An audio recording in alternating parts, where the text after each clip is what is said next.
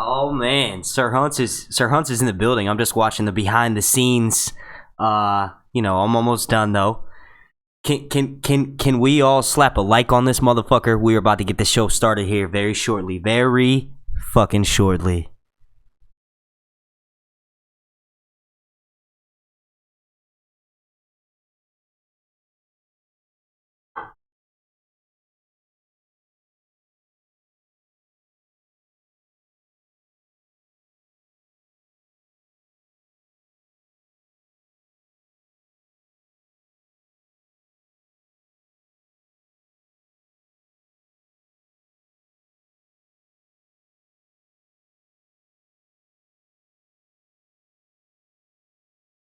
I don't know if she killed thousands of people. There was hundreds.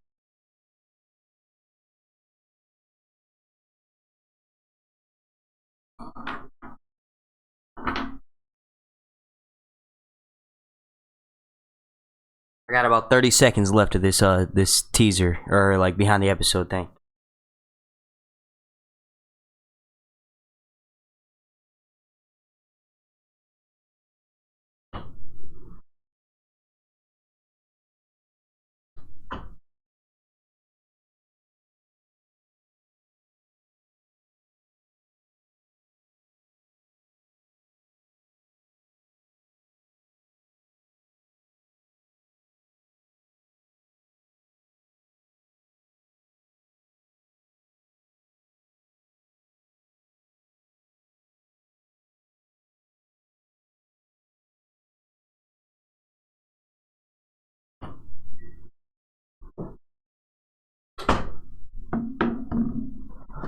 All right.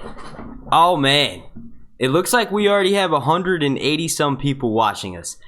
What is up, everyone? Welcome to Sir Hunt's Reviews. My name is Mark, and in this video, in this live stream, we're about to break down Game of Thrones Season 7, Episode 1, Dragonstone. Now, I will say, first off, it is very ironic that the episode was called Dragonstone, but I didn't see my queen.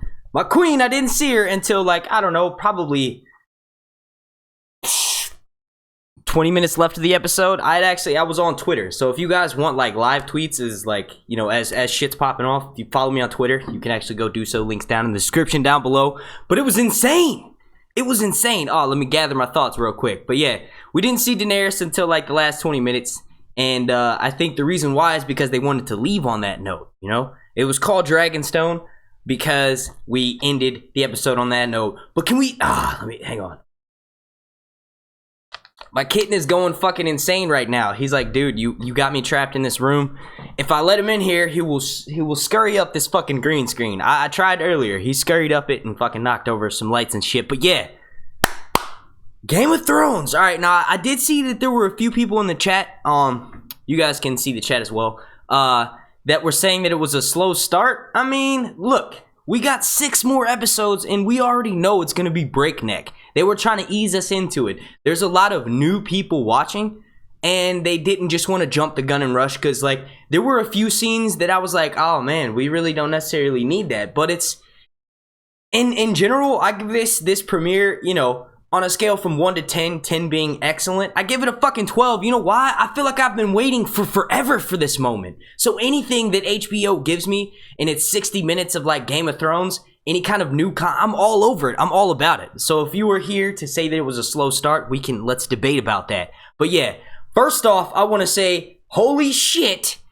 the opening scene, right? I'm like, yo, is this a flashback? Because she did Walder Frey's voice perfectly. Like, obviously, that was the real actor who plays Walder Frey to begin with. But that was insane. That was fucking nuts. Like, I was like, yo, I don't know. How did she mimic the voice? Does she have like... Was that part of her Faceless Man training? They were like, look, we're going to teach you how to pretty much do anyone's voice. Like, that's nuts. Now that I know she can do that, that makes me believe that she can take anyone's face. She said she was headed to kill the queen. Arya is headed fucking south, dude. Arya's not going home. She's headed...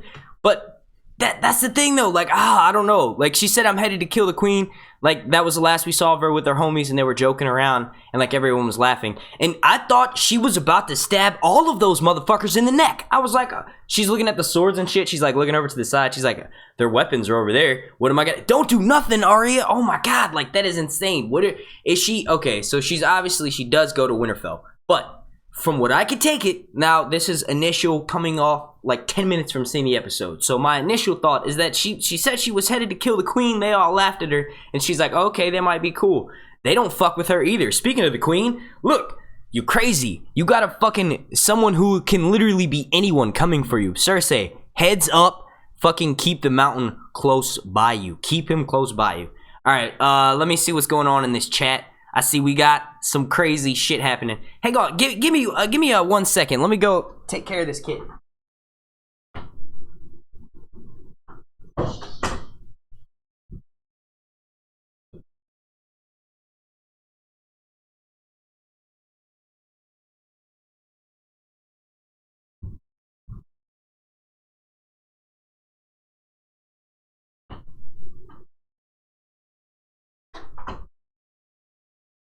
Alright, I gave him some wet food. He's not supposed to have any, but hopefully he'll eat that and be quiet. Alright, what are y'all's thoughts? Real quick in the chat, type on a scale from 1 to 10, what would you give this episode? Now just remember, these next 6 episodes are going to be fucking insane, and they're all like feature-length films. I think this is one of the shorter episodes of the season. The reason why I think they kind of gave it a easing us into it is because, like I said, they have millions of people watching, like new people. I know people, personal friends that have never seen the show before that literally binge watch all 6 seasons 2 weeks before the show started because they heard about how amazing it is. So I think that the reason why they did that is because this whole season is going to be breakneck, and because of that, we got to ease into it, right? Oh man, shout out to everybody in the chat. Shout out to all of y'all watching right now. Alright, so damn, 334 people watching right now. That's what's up. Alright, so we got some 9, we got a 15, we got a 10, we got an 8. Bridget Hammond said I give it a 5. Well, I'm gonna debate you. We got a 7, we got a 9 out of 10, we got an 8, 9.9. Ivan Shishmanov, that's my boy. You my boy, Blue. I give it a fucking 15 too. I saw a 15 up there. Alright, so let's talk about the White Giants, okay? I saw a few people on Twitter saying that was 1-1. That is not true. 1-1 died inside of Winterfell. 1-1 was likely burned and then buried. You know what I mean? That wasn't 1-1. Those were giants that were at the Hardhome camp, where 1-1 came from. Those were the giants that fell there. So they have 2 of them. 2. There might be 3. I think if I'm not mistaken, there was one further off in the distance, but I'm not sure. It was nuts. I was like, yo, what a fucking way. Like, we got Arya cold open and then straight into the Night King. Like, literally straight into the Night King. Honestly, I wasn't expecting the first person to see on my television screen was Walder Frey. Obviously, it was Arya, but, you know, it was Walder. I was like, whoa, dude. Whoa. You know what I mean? I kind of knew something was up because there was a few people that had went to the premiere that had said, you know, there's a cold open, and then several people had speculated that it was Arya killing every single member of the Freys. There was no violence involved. It's from what I heard. So I was like, okay, it's got to be some kind of, you know, if everybody's talking about it like that, I was like, what? All of the Freys are fucking dead. Now, I don't know. Honestly, I think the point of this was to pretty much eliminate House Frey. So when we're having Cersei's armies coming up north, or we're having Jon Snow's armies going down south, we don't have to worry about the Freys anymore. It will be interesting to see who the fuck controls that, because that's, like I just said, that's the bridge from the north to the south. The chat is going insane right now. Oh my god, I just saw it like slide past. It was nuts. I see I'm about to start doing some shout outs. Let's see, let's get some shout outs going off here. He's still meowing. I guess there wasn't enough wet food. Oh wait, whoops. Echo. Alright. Yeah, there was 3. No doubt, that's what I said. I thought there might have been one in the back. That was insane. If you guys could please slap a like on this video. I see 97 likes, but I see 342 people watching right now, which is crazy. Alright, so we'll do this. I'm going to ask you guys, type in the chat right now, what was your favorite moment of the episode? Mine? It's so hard to choose. I'm kind of going to think of it right now. I think there were several good lines. Like, Cersei had a good line about Olenna. She called her, she's like the old cunt.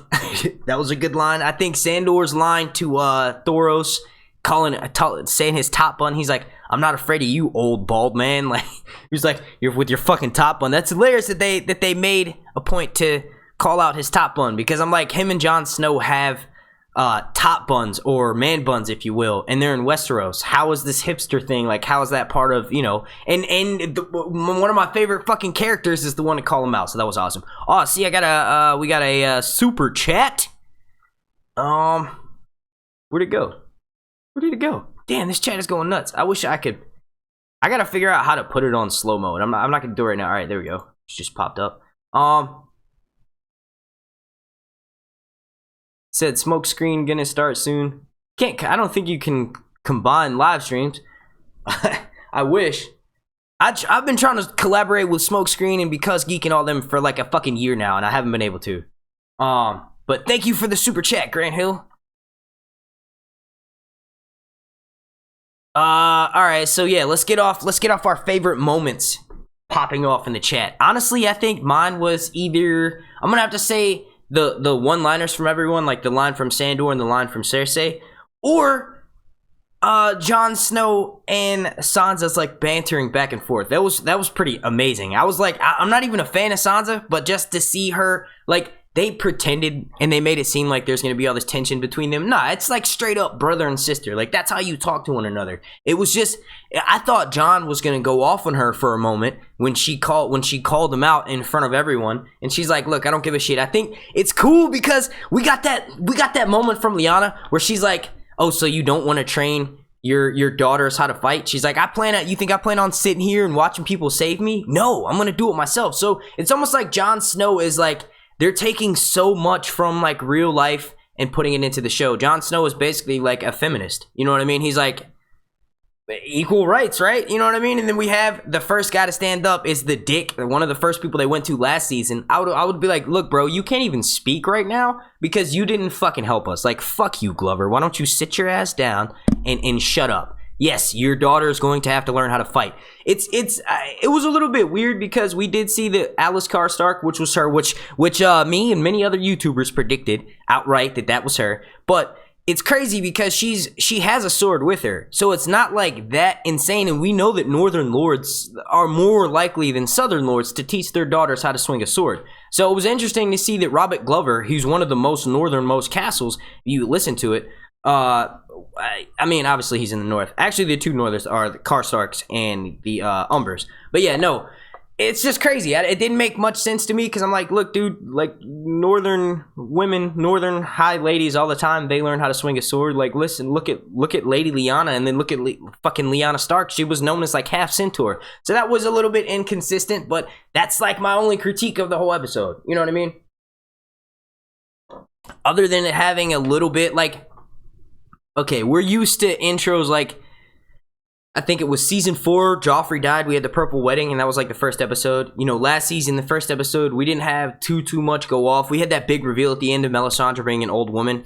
Jon Snow didn't come back until the next episode. So I don't know. I'm just saying, like, just everyone that's saying it was a slow start, just bear with me. Next episode, we're probably getting 2 battles next episode. I think that Daenerys will not waste any time in seizing Casterly Rock.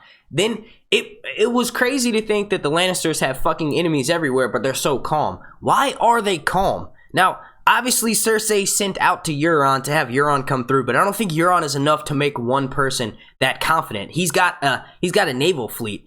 Are the Ironborn fucking known for fighting on land? Not exactly. They're fucking pirates who rape and reeve. You know what I'm saying? So their best is at sea. So obviously King's Landing is close to the water. So I'm just curious to see why they're so confident. Obviously she's got a few tricks up her sleeve. I think that we will be seeing some more wildfire this season. That's the only thing, you know, without getting into any fucking plot leaks or any spoilers because the season's here. Without getting into any of that stuff, we know for a fact that she used wildfire last season to kill all her fucking enemies. So who's to say she doesn't have more? There's a reason why they're so confident. Like, dude, you have a fucking dragon bitch coming or you have a dragon queen coming with 3 dragons, and then your little brother, who you swear up and down hates your guts. Well, obviously we know he hates Cersei, but it was interesting to see Jaime not really respond when Cersei was like, you let him go. You know what I mean? He kind of did, but he didn't say what he said last time, which was, I'll kill Tyrion if I ever see him again. He did not say that. So that will be, you know, one of those interesting meetups for this season. Let's see. Holy shiza. We have 433 people watching right now. That's nuts. Please slap likes on this video. I'm forgetting to do that. And I will be hopping in the chat. It's going by insanely quick right now. Fucking, oh man. What were we just talking about? Yeah, I think we will start to see Cersei noticing how I think we'll get to see them shaking in their boots, if you will, next episode when we get that battle and Casterly Rock is seized. Now, that's a prediction. I don't know if it's necessarily... It's definitely going to happen. I don't know if it'll be episode 2. I think that since we had a slower start, we will definitely get that fucking fast-paced motion sound. I will say that I was listening with my headphones, and it felt like a movie. Like, this sound, the Dolby sound they use, I think it's like 6.0 surround or whatever, it was nuts. It was crazy. It felt like I was watching a movie. Now, mind you, I am a super fan, and I'm sure everybody in the chat right now is a super fan of Game of Thrones. So, this is epic. Honestly, they can't do no wrong. I did get biased because I have listened to the novels, and I have the World of Ice and Fire, and I've read A Night of the Seven Kingdoms. So that did make me biased towards the show, but it doesn't matter. Oh man, it's like, look,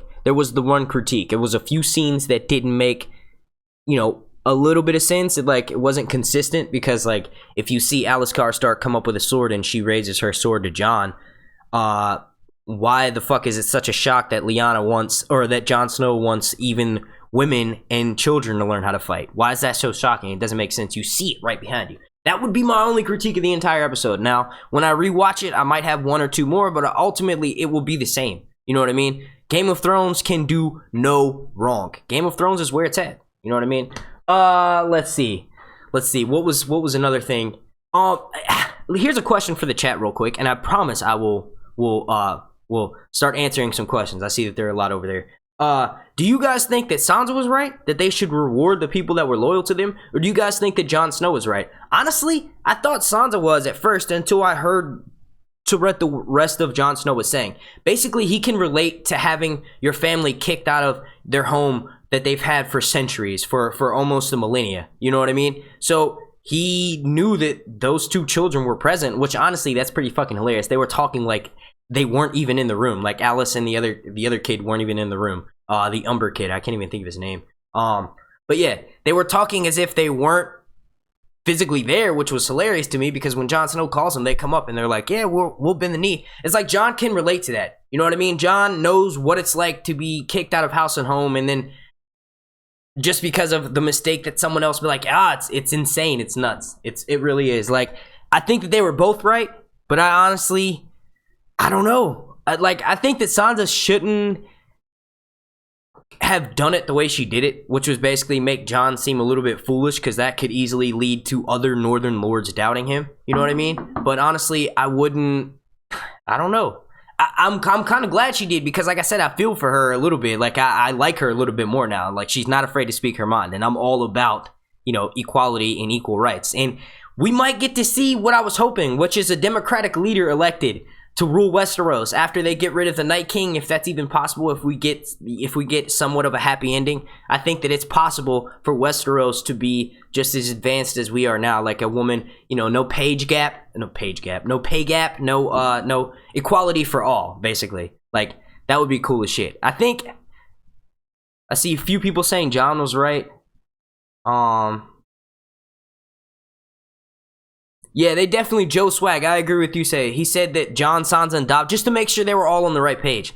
I think that would have definitely helped. Like, if Jon Snow had been like, hey, look, I'm about to address all of the Northern Lords, pretty much all of the North.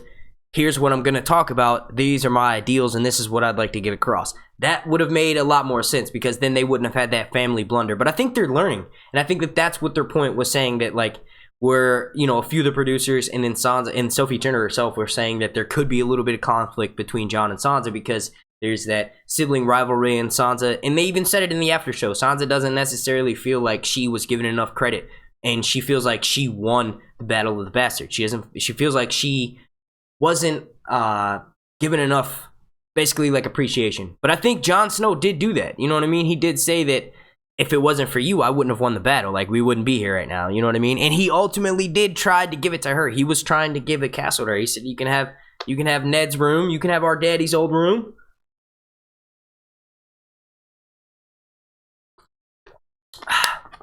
How many of y'all think that we'll get to see Hodor this season?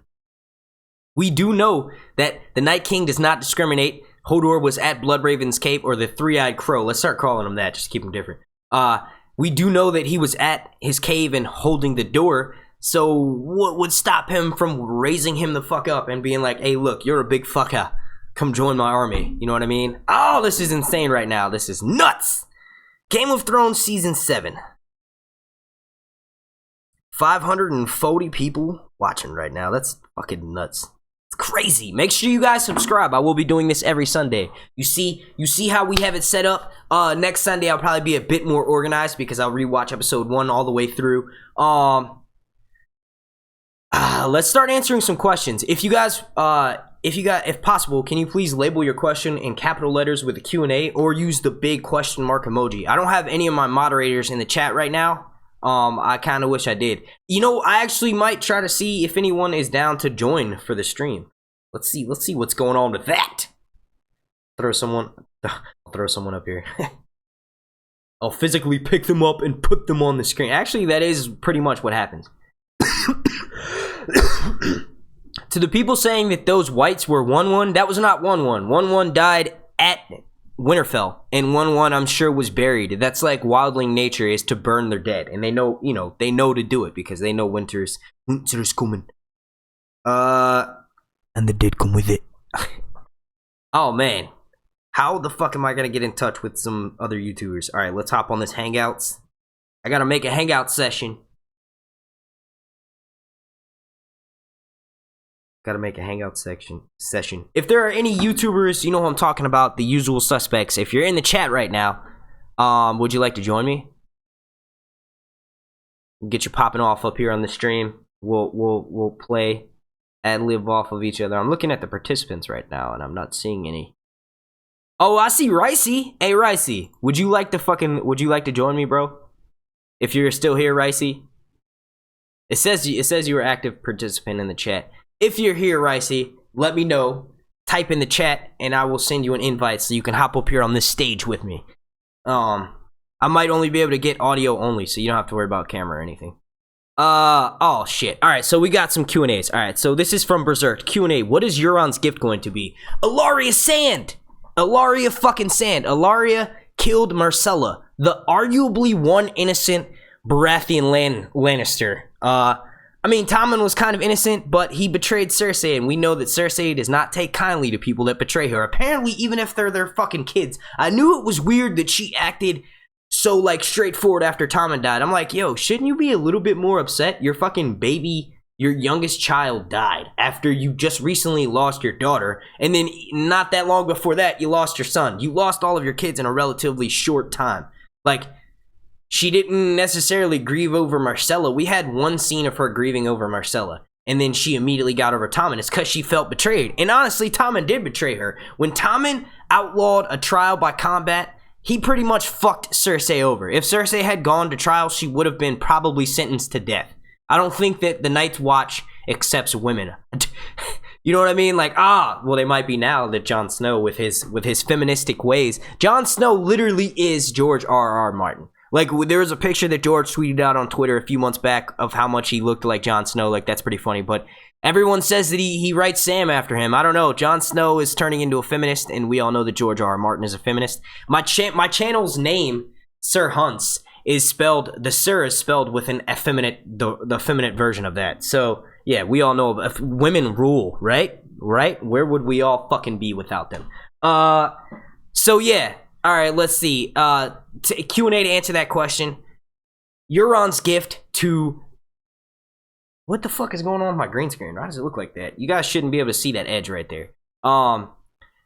is Alaria Sand. He's going to go and most likely battle Daenerys at sea, and his fleet will cut her fleet off as soon as she sends the Sand Snakes and the Greyjoys to probably go and follow up.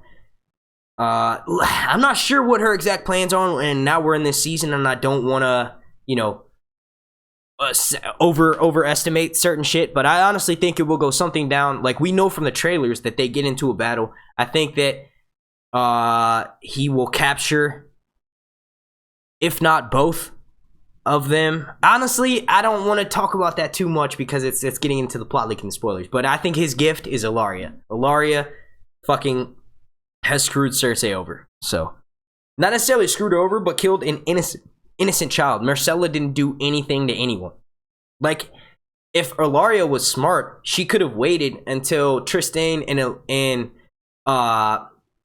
see, we're getting into the Dorne slide. Like, I kind of wanted to steer away from the Dorne stuff, but yeah, let me get some actual. Let me answer another question. People keep texting me. Why the fuck? Who? Stop texting me. I can't have distractions. I'm easily fucking distracted. My phone is off now. All right, so Q&As. Let me go back to the ones. All right. Q&A. How do you think Jon and Dany's meeting will go? Well, I do know that now the way that Jon Snow finds out about the Dragonglass is not Davos, is Sam. Once Gilly said, "Hey, look, isn't that Dragonstone underneath, or isn't that Dragonglass underneath Dragonstone?" Sam immediately starts writing down on one of those little parchment pieces of paper, like basically the scroll that he's going to give to a raven, and the raven's going to go take it to Jon Snow. I think it will be pretty funny because Davos fucking, lived there with Stannis, and he didn't think to say, hey, maybe he did. I don't know. Maybe we'll still get that. Maybe Davos will be like, oh yeah, that's what that little black stuff is. You know what I mean? Like, yeah, that's what it was. That's what we fucking need. And the way, how casually he said Dragonglass is more valuable than gold. That line was released by a magazine a few weeks back, and I thought it was going to be a little bit more impassionate than that. I imagine Jon saying some shit like, Dragonglass is more valuable than gold. You know what I mean? Something epic like that. But no, he's just like, Dragonglass more valuable than gold. We need the shit. We need to go mine. It kills whites. Like, oh man, it was pretty lackluster there. That moment, I thought that line was going to be fucking epic. That could have just been the way that the writer of the article wrote it, though. You know what I mean? Like, I know when I see certain things and then I come back and describe them to you, sometimes they might be 10 times more epic than they actually were. All right, so another Q&A. Were those Lannister soldiers with Arya? Yeah, definitely. That was Ed Sheeran and company. He said that he was only in one episode. Like, he said it was real quick. He did say that he was a musician. Yeah, he was singing. That happened. But I think he may be in another episode. And I bet you Arya was like fucking nervous as shit because she's a huge Ed Sheeran fan. Like, honestly, he's a bigger celebrity. Like, he's probably more world known than almost everyone on the show. So that's probably a big deal. And she's a fan of his, so she's like, what? Oh! That's funny. Fall Out Boys. Yeah, that would be cool shit if they did have them on the show. That was like a big band back when I was in high school. Let's see. Q&A. Will Jon find out about his lineage next episode? Because of the preview of next episode, he had Littlefinger pressed up against the wall. Yeah, that's from the trailer. We've been waiting for that. I've been waiting for that. I think hopefully will go something like, basically Jon Snow is down there visiting. That's probably where he laid Rickon to rest at. You know what I mean? Usually it's the Lords of Winterfell that get buried underneath there, but Lyanna was buried under there when she died. Ned kind of broke that rule. So obviously I think Jon is going to continue that tradition. And any of the remains that he comes across. Do you think Arya was able to secure the remains of Robb Stark? What do you guys think happened to them? You think they buried them and we're probably never going to get that? But I think that Jon Snow will continue that tradition. So I think Jon Snow is down there, either one visiting Ned's statue or visiting Rickon. I think that it's Lyanna's statue is visible in that shot, but I think that the one in front of that is like maybe Ned or Lord Rickard Stark. I think Jon is just down there because, you know what would be fucking awesome if we could get like some book stuff brought back in this late in the game and Jon Snow has a dream that makes him want to go down there. That would be fucking awesome. That would be so sick. I don't necessarily want to say like he'll start having wolf dreams, because that's a little bit, like maybe him dying was his traumatic event that brought out his warg side, like with Bran. If we're doing continuity with the show, you know how Bran was able to warg. He's like that in the novels too, but once he gets pushed out of the tower, he's able to warg after that. It kind of like awakened his gift. What if the way for Jon Snow to have his warg abilities waken is if he's like, you know, he died and he came back now as a fire white, if you will. I will say that I don't know if he'll find. I think he's gonna be told. He's definitely. I wouldn't be surprised to see Bran at Winterfell next episode, because he's at the wall and he's definitely gonna continue going south. He needs to go see Jon, and hopefully he'll be the one to tell him. But I think what may be going down in that scene is, like, from the trailer, Jon Snow is just sitting there minding his own business. We see Littlefinger sneaking around in the crypts. Littlefinger probably fucking followed him down there. And then Jon Snow probably doesn't slam him up against the wall for what he says. Jon Snow probably slams him up against the wall because he's fucking standing behind him, creeping in the shadows, and he sneaks up on Jon, and Jon's got bad nerves, man. Jon's got really bad nerves, so he just, out of reaction, fucking slams him up, which is the same way that Ned, you know, it's interesting to see these Stark parallels, because Ned did the same shit to this motherfucker back in season 1 when he said, "Oh, your wife's in here," and Ned knew that it was one of his fucking brothels, and he's like, "Oh, you're a funny man," and he pushes him up against the wall. And literally the same fucking way. It's awesome that we're getting this full on circle. And Jon Snow, I've never heard him say "my father" and you know, talk about Ned as his father, really hardly at all. So it's cool to see that. It's like he's realizing, hey man, I'm the king of the North now. I'm the king of the fucking North.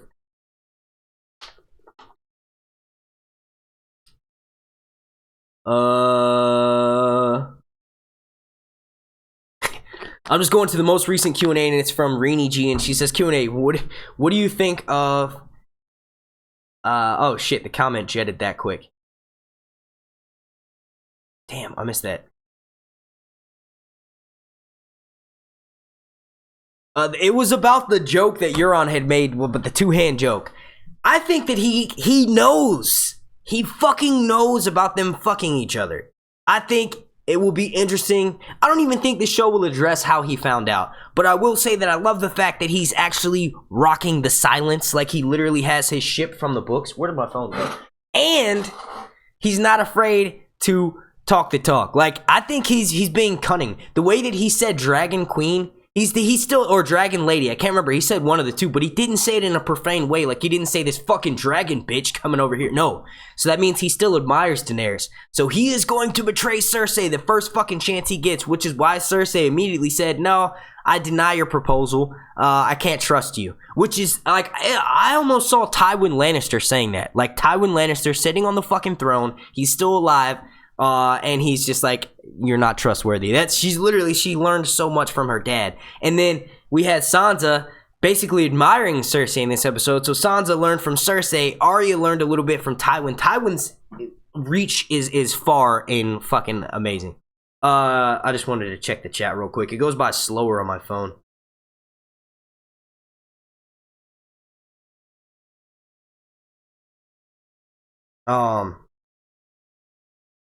Ricey, I see you, fucker. Do you want to come get on this live stream, dude? He says, Q&A, Mark, have you watched the previewed episode 2 yet? Yes, I have, but I did not notice Nymeria. I might bring that shit up right now. Is it up on YouTube? Is it up on YouTube? Let's bring up that fucking premiere right now. Oh, man. The kitten finally chilled out, dude. He was going fucking nuts. And he had wet food. I don't understand that. He had wet food.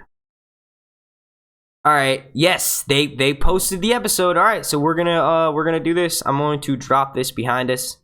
I'm gonna unmute it. I'm going to, let's see, add window capture. All right, there we go. Let's see. Make it full screen on you.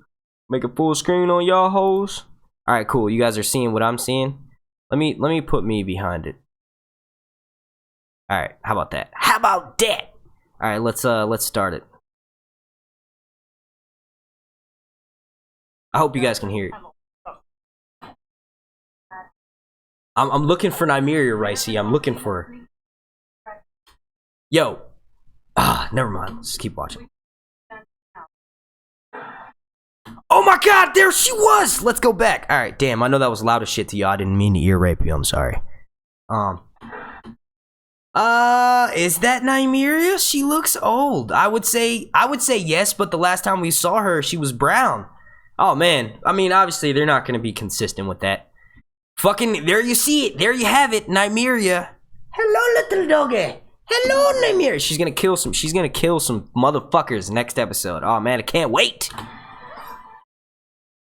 Hey, and we had that kiss. So look, there's your answer. Someone was asking me. I don't think maybe they are at Dragonstone. Maybe they're just hooking up because they know it's the end of the world. Arya swings that way. They made Yara swing. Oh, and we also had that grip neck. Look at the death grip on this dude's neck. Hey yo, fuck you, Littlefinger. You're a bitch, dude. I hope someone takes a fucking knife out. They just rock the knife out.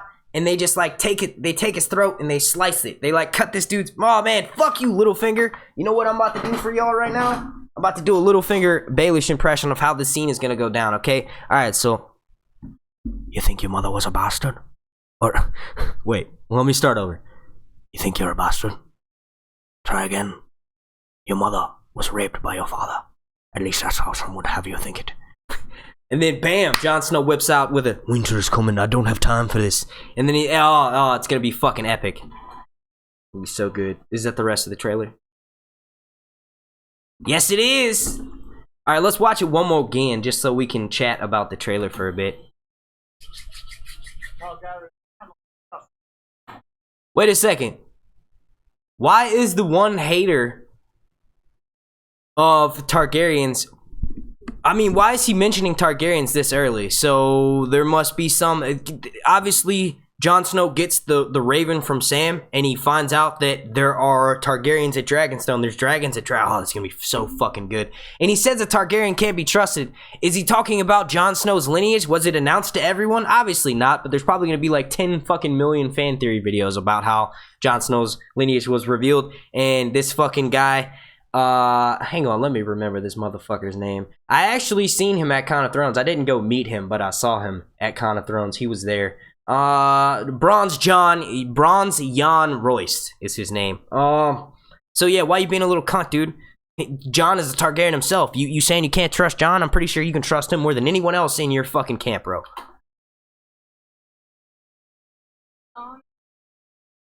Yeah, that looked like your uncle's ship. God, the silence, can we all agree that the silence looked fucking amazing? I was like, yo, let me look up book description real quick. Fucking kind of, not really, pretty close. It looks amazing, dude. Looks fucking amazing. The real thing that will make me go nuts this season, obviously there's gonna be several moments, but if it's revealed that Euron's personal crew on his ship, the Silence, they're all fucking mutes, like he ripped out all their tongues. Honestly, that could be what's happening with Arya and Yara after they get captured. They know that Yara's like, my uncle's famous thing to do is rape. He's a molester, but he also likes to cut out tongues just so you can't share his secrets. So what if he plans on doing that? And Yara is approached by Arya, and Arya's like, hey, let's have fun with our tongues for the last time. Now, I will say that in this shot right here, Arya and Yara are right next to each other, so that makeout scene could be happening at Dragonstone. I just hope it's like in Euron's like cell. Oh, that would be so fucking dope. I don't want Yara to die. I think Arya can go just because I thought she's annoying since that scream that she let out when Oberyn's head got popped. But I don't necessarily want Yara to go. I'm just saying it would have been dope to have them like making out because they're like in Euron's custody. Oh, that would be so dope. And we didn't get no fucking boobs this episode. I was like, oh man, we finna get to see some titties. It's one of these actresses. We're about to see some boobs. Didn't happen. That's my second critique. That's minor things.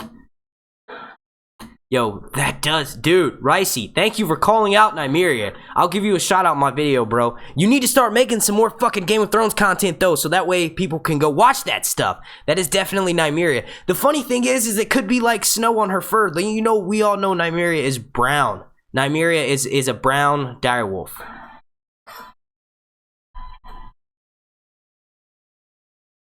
Fuck. Can't wait. Can't fucking wait.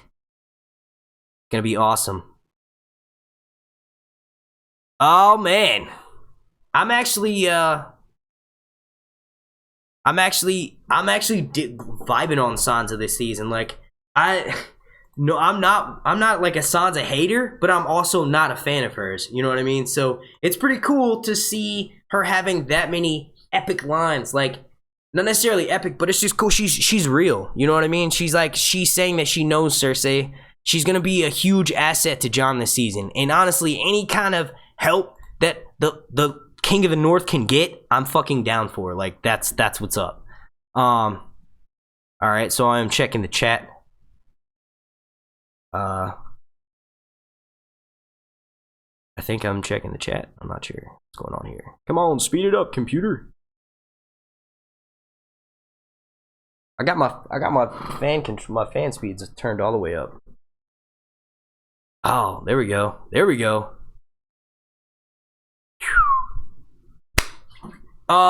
We have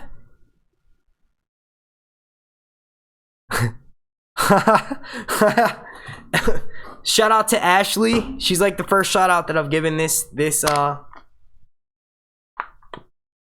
she says, as soon as I turn on the chat, I hear tongue, fun, and boobs. Hell yeah, I'm a House Targaryen. That's like our motto. Tongues and boobs. Hashtag tongues and boobs for House Targaryen. I need to trim this mustache. The hair is getting on my fucking lips. Alright, Q&A. Jorah was the one in the save. The one in the cell asking Sam about Dany, right? Looked like great. Yeah, that definitely was Jorah. You know what? That was another scene that I might critique. Honestly, it's a little bit like, I guess that would be natural. Like, where else would you go? But my question is how the fuck did he get all the way over there? Daenerys just got to Dragonstone. Did he take Lord Baelish's travel service? It's crazy. Only, I mean, I guess it's not a movie. We don't have time to show them traveling and getting there, so that makes sense. But that would just be like another small thing that I'd say, because it's just a little bit too perfect. You know what I mean? Like now, Sam is gonna know everything about Daenerys because Jorah's there. Jorah's gonna be like, "Oh, Bear Island. Oh, you came from the Citadel." Like, I'm sure it's gonna be something cheesy. Like one day he's doing the same shit where he's feeding them, and then he walks past talking to Gilly or something. Maybe Gilly like snuck in to tell him that they need to leave because his father's coming.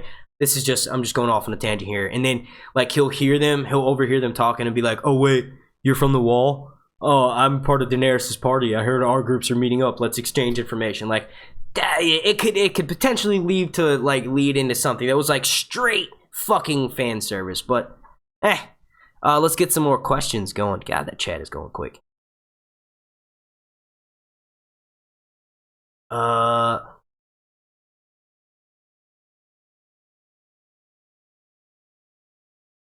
looking for Q&As. Alright, I found one. But my chat is like freezing itself. What the hell? Alright, Q&A. So who helped Arya kill the Freys in episode 1? Arya was wearing Walder Frey's face, but the girl who poured the wine... Okay, so Arya probably stole that face from the House of Black and White. That was a face that she took with her. And that's why, when she walked up to Walder last season, in episode 10, when Arya killed him, when she was wearing that face, Walder was like, "I know you're not one of mine." You know what I mean? So she probably took that with her from the House of Black and White. Flash forward to this season, she's already killed Walder. She's skinned him. She's wearing his face. She's got on like what she might have actually had. She might have fucking skinned his hands and was wearing his hands as skin because her hands look old as shit. It'd be funny if we could see Arya and she's got like both of his hands. This is fucking violent, but she cut them off and she's got them on like sticks and she's just like flopping around underneath the sort of like some old like 90s movie where like it's a gag or whatever. I don't know. It'd be funny as shit. But yeah, no. So yeah, and then she definitely went around and poisoned all of the wine, and she didn't allow any of the women to drink because honestly, she looks at the women were innocent, which is another feminist thing going on for Game of Thrones. There's a Q&A from Danny C, and he says, "Have you seen it?" Yes, we just watched the trailer. It was actually behind me. You can go back about 10 minutes and you can check that out.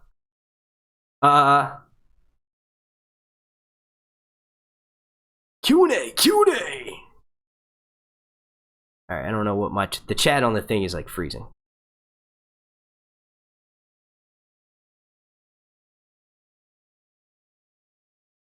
What?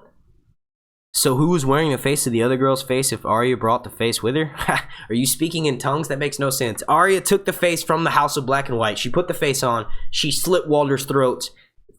And after killing his 2 sons and then feeding a pie to him, she killed him. This next episode, she's poisoned all the wine, and that other person next to her was no one wearing a face. That was one of Walder's actual daughters. Like, the person next to her wearing Walder's face, she was wearing Walder's face. The person next to her was one of his daughters. She was not another faceless man wearing a face. Pooh Bear with me. Q&A, do you think we will see an Ice Dragon and Ice Direwolves this season? What if that's Nymeria? Nymeria is like Ice version. I'm just kidding.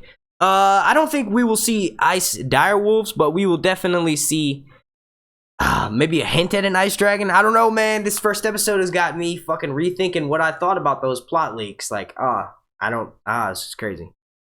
Q&A, where's Edmure? Edmure, did she leave her uncle fucking Edmure? Did she say fuck that dude?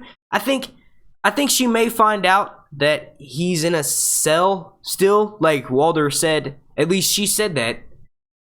Maybe she did set him free, or maybe we'll get a shot of her setting him free or something. Maybe she's headed to Riverrun. Maybe that was her next stop. She's gonna go to Riverrun.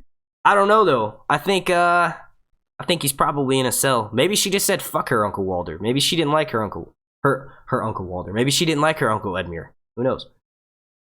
Q&A. Think Dany will lose a dragon, and it will, I just answered that. Ice spiders. Okay, so we saw ice giants. We've seen ice white. We know that there is a difference between an ice white and a fire white. The only thing that we'd be missing from fans from Old Nan's Fables are ice spiders. I think that there's maybe like a 25% chance of seeing them. I think that with us seeing more of the White Walkers and then like where they're coming from, I think we might get to see a little bit more into their society. And if we do get something like that, we could get like a panned out shot of his entire army, and then, you know, I'll have to go back and rewatch. We might have already seen some ice spiders somewhere, and it was just so quick you missed it, you know? I'll have to go back and look.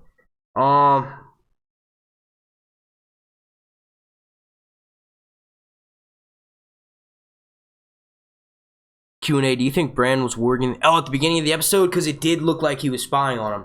I don't know. I think that he was using, we saw from the trailer, he was using, and this is from Ricey, by the way.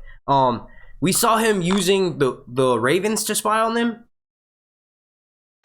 I don't know if he can break the control of the Night King and then take over something the Night King is warging. Because I think the Night King, I've been saying this for a few months now, the Night King works as a hive mind. So he controls those hundreds of thousands of White Walkers by splitting up that like mental capacity between those other whites. That's why the whites are special and they can act independently, but ultimately they're under his control. So I don't know if it's possible if Bran's gotten to that level where he could sneakily like break the hold over one of the whites and then see through it for a split second in the Night King. Maybe he's doing it and he knows the Night King will see him anyway, and he doesn't care if the Night King kicks him out of that like warg space or whatever. I don't know. I don't think he was doing that. I think he might have been using the ravens and they just haven't shown us yet. Or he could literally just be so good where he's at the point now where he could just straight up warg into that area and just watch him, like how Bloodraven, when he took him back in time and he got to see his grandpa Rickard and his uncle and his father and his aunt Lyanna when they were children.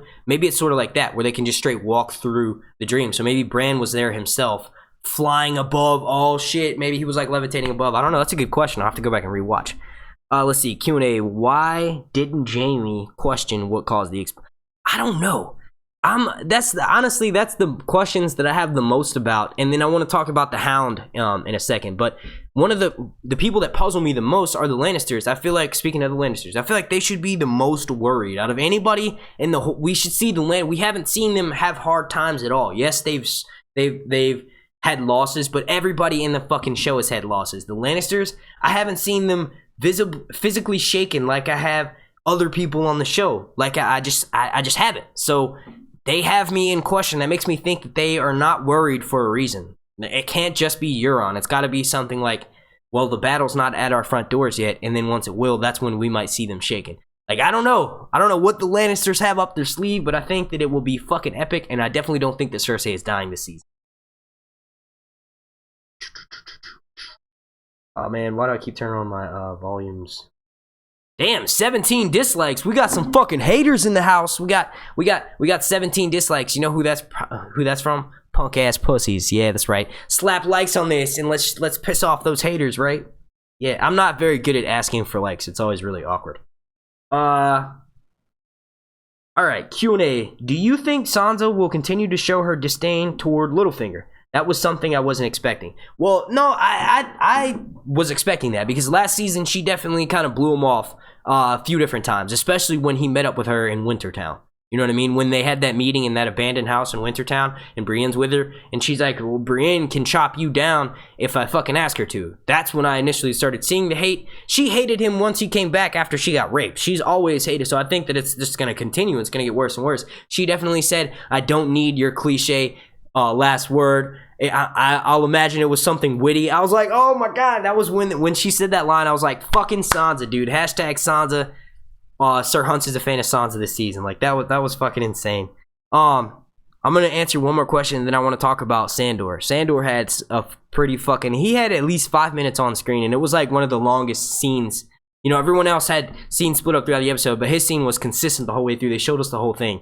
And I honestly did not see shit in those flames. I didn't see nothing. I need to go back and rewatch, but I definitely didn't see the wall and then Eastwatch by the sea. I definitely didn't see that.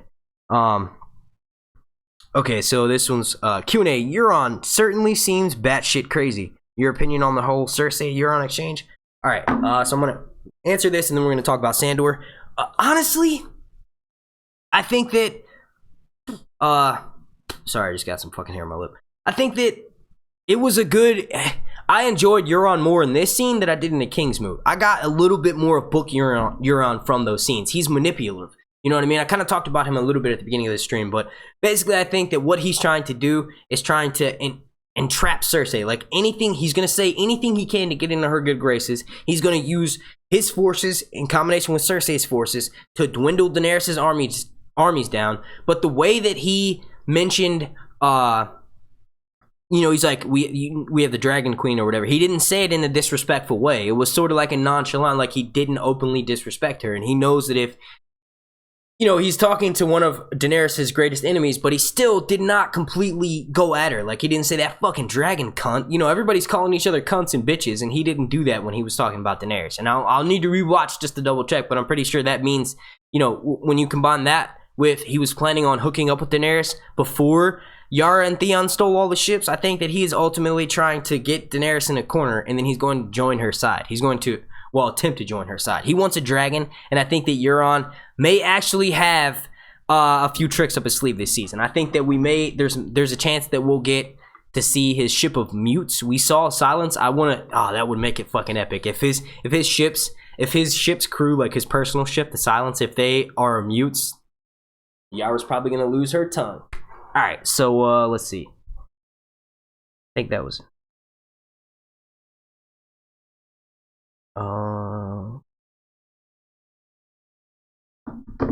You know what I should do? I'll just have the trailer playing behind me. I'll just like loop the promo. Is that possible? I'm not sure if it's possible. Oh wait, I don't even have the promo up. How the fuck is that even up? What the hell? Interesting. It like froze itself. I gotta bring the trailer screen back up. But yeah, no. Is no one else intrigued by that scene? The fact that the Hound was not giving any sort of substance. Although I will say that they kept trying to get him to look into the fucking flames and he didn't want to. And from my experience as a teenager, that's peer pressure. They might have put, that was almost like they were like, drink the Kool-Aid, man. Come on, just drink it. It'll make you feel good, bro. You just try it. You know what I mean? I think what that was about was showing him, it's like, we know that fire priestesses, they see visions in the flame. I'm sure that Beric is able to see them because he probably converted to the faith of R'hllor. I'm pretty sure once he was brought back by the Lord of Light, he was just like, yeah, well, I fucking believe now because I was in nothing and now I'm back here, and I was split in half and now I'm back here, and I died 5 more times and, you know, I'm now back here. So I think that whole scene was just trying to show us that they have motivate. We can believe their motivation now of wanting to go with Jon, and then obviously we see them all go north of the wall. I think they're not going to return. I think Sandor is, because we see him in that initial trailer further down south, and I'll try to stray away from this if you people don't want me to.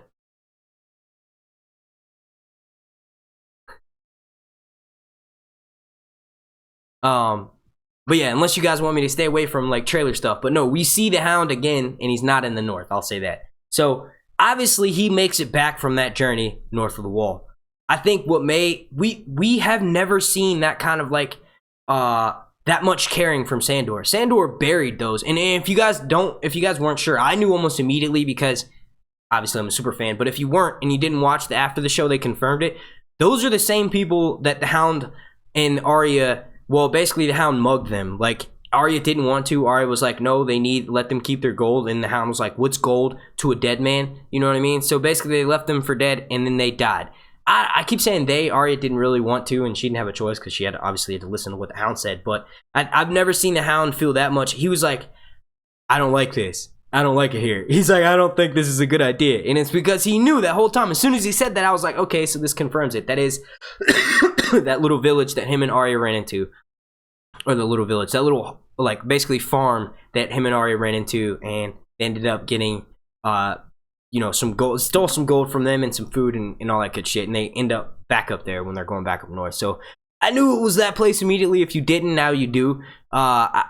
It's insane that we're seeing, and I just did a Sandor panel, actually. I think it's linked down below in the description. From Con of Thrones, there is a panel that I did about Sandor Clegane, and we talked about his character development. And honestly, I think we got a few things wrong. We said that he has kind of, who cares? The Sandor fucking Clegane is the man, dude.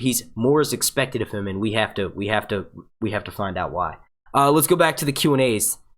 Q&As. See if I missed a few.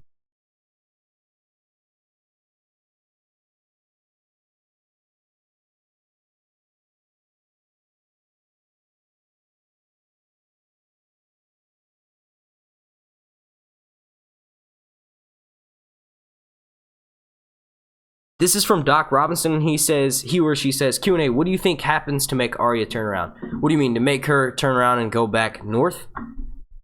From going to King's Landing? I think that we may have seen that. We may have seen it happen with when she ran into those Lannister soldiers and she realized that how silly it sounds to go kill the queen. Like they laughed and she wasn't sure, and then she started laughing herself. So it's kind of like, that's how crazy that sounds. No, that's what turns her around. So to answer your question, I think that the interaction in the meeting she had with what are they called? What the fuck are those things called in fantasy where you hear a siren? They were basically male sirens, and Ed Sheeran singing in this magical voice. It reminded me of fucking The Hobbit, because he sang the Hobbit song about coming down the mountain or whatever, the smog, the desolation of Smaug.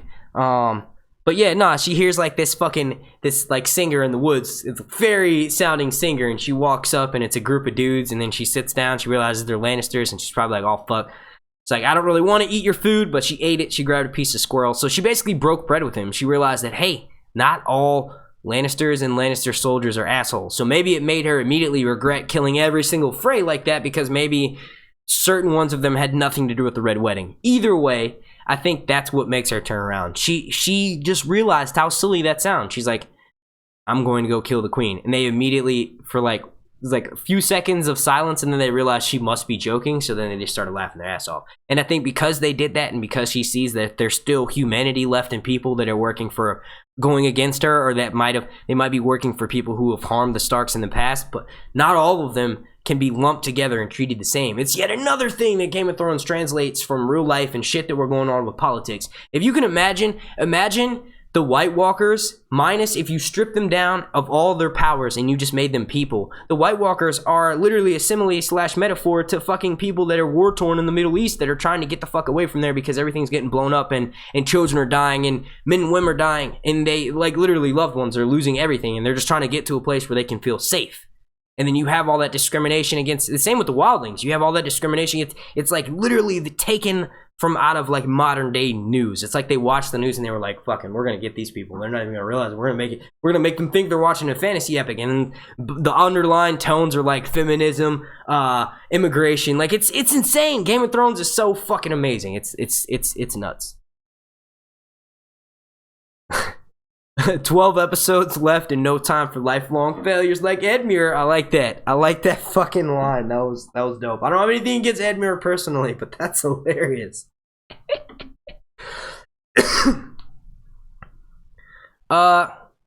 Q&A, why did they change the stag to a lion on the Red Keep?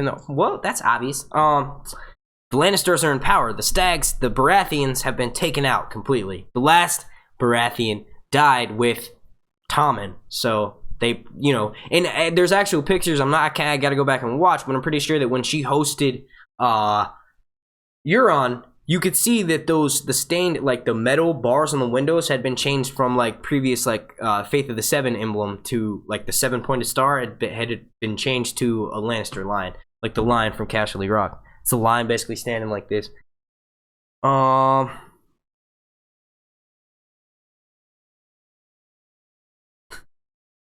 Balding cunt. Yes, that was probably my favorite. That is my favorite line from the show. That was hilarious. Like, you think I'm not scared of your fucking top knot. Like, that was hilarious, dude.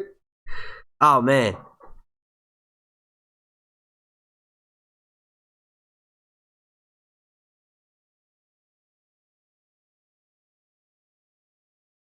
Q&A, you fucked the Hobbit? Yep.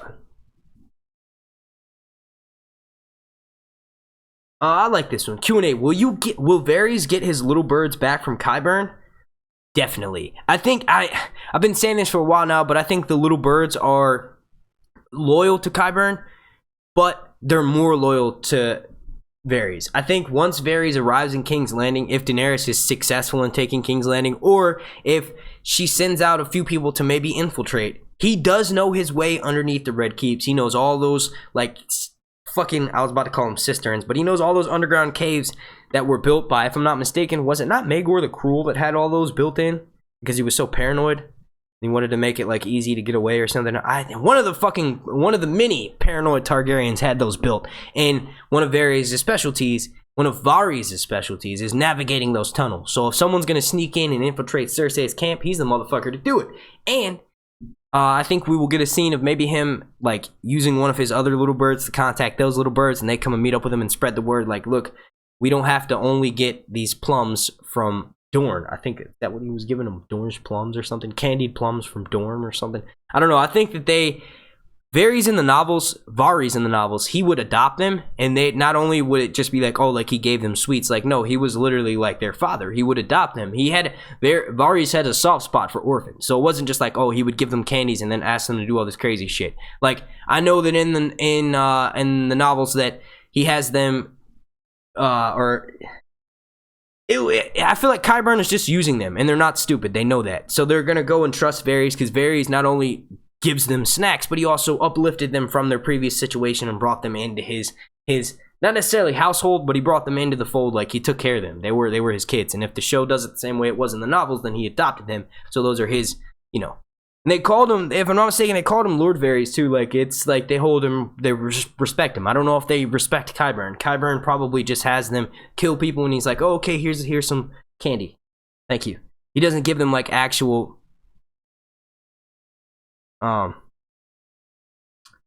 yeah, I don't know.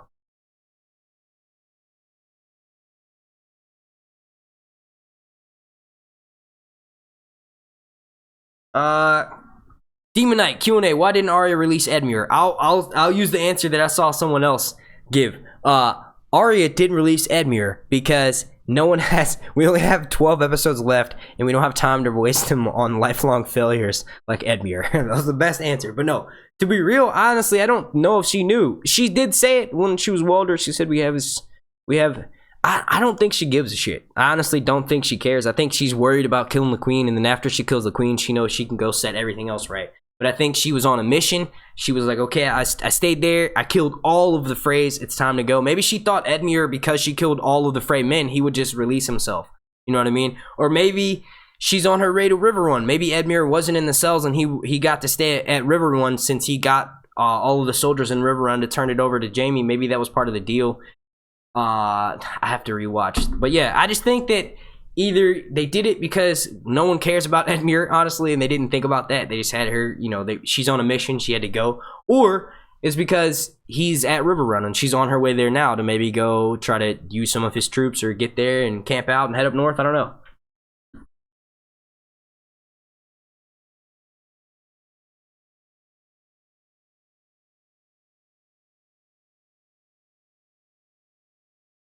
Q&A. Most everyone had a theory Sansa would ban against Jon. I didn't think that she would ban against him. I think that they were hyping it up by like there were a few producers that were saying, "Oh, Sansa and Jon this season, they're going to be at each other's necks," and I initially thought so, but after rewatching season 6, you can see it's just like a little bit of bullshit. And then when it comes in and it's basically like just sibling stuff, like they would never intentionally try to hurt the other one.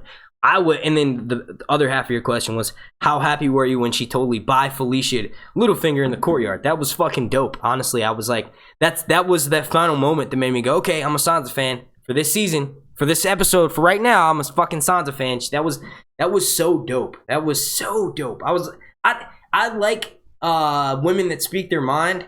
But not only did she speak her mind with Jon, she did it with Littlefinger, and I fucking hate Littlefinger, so anybody that opposes that dude, I'm all down for it. And it was cool. It was cool because, you know, it was like, we get that clip from the next episode where we see Jon basically pulling the same move that Ned had pulled on him when he was telling Ned that Catelyn was inside his brothel, and she really was, and he thought he was fucking with her, and he's like, oh, you're a funny man. That's, Littlefinger, you're gone, bro. You literally, I can't wait. It's gonna be awesome. It's gonna be epic.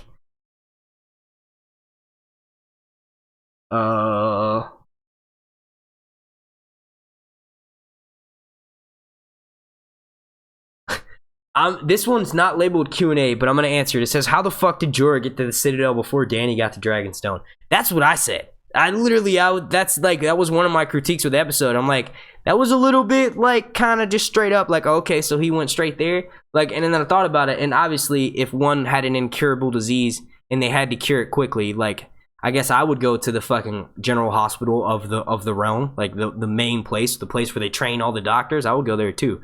But he definitely, you know what it could be is Daenerys went back to Meereen, had the battle for Meereen, and then she left. So maybe Jorah left immediately. Maybe Jorah went to maybe he traveled to, I'm just saying, maybe he traveled to Pentos and took a ship straight down to Old Town at the Citadel. Maybe. But honestly, I think he used Littlefinger's travel service. This is another question. Says, do you think Arya will arrive at King's Landing? No. I think that she got turned around. That's why we saw her. That's why we saw her camping out in the cold up north. She ends up turning around. She realized how silly it was when she told those Lannister soldiers that she was headed to kill the queen, and they all started laughing at her. They were like, this bitch must be joking, because how the fuck is she planning on doing? Like, they know something that she doesn't, like, which is basically, there's no way Arya could take her out right now. Obviously, she could get really fucking closer than probably anyone else with that face-stealing ability, but I think with someone like Frankenmountain or the Undead, Gregor Clegane walking around, I think that he would snap her like a twig. And I definitely, dude, I would probably break my monitor if that fucking happened. Like, I would be insanely pissed off. And I know it's just a TV show, and that's a little bit embarrassing, but nah, for Arya's that chick, dude.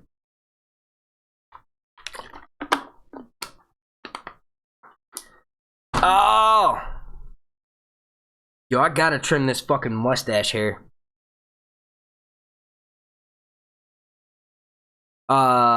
Q&A, how did Samwell get the keys to the restricted area? He was walking around cleaning the bed pots, and he ended up stealing, he just took the key from one of the people that had him sit next to him. The same guy that he saw go in there and get a book. So he was like, y'all got me scrubbing out these shitty pots all day. You know what? I'm gonna fucking go get into this private section.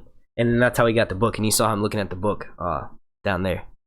You saw him looking at the book down there. You saw him looking at the book back in like their little room, which is pretty crazy because if I'm not mistaken, they were worried about, like they didn't seem too worried about it, but then he's like, no women or children allowed in the library. So maybe they're just not allowed in the library part. Maybe the show's switching it around so that maybe they could, but like, what is that? Like, what do you say? Like, oh yeah, I'm training to be a maester and I'm a Night's Watch member, but I got my wife and child with me. The fuck?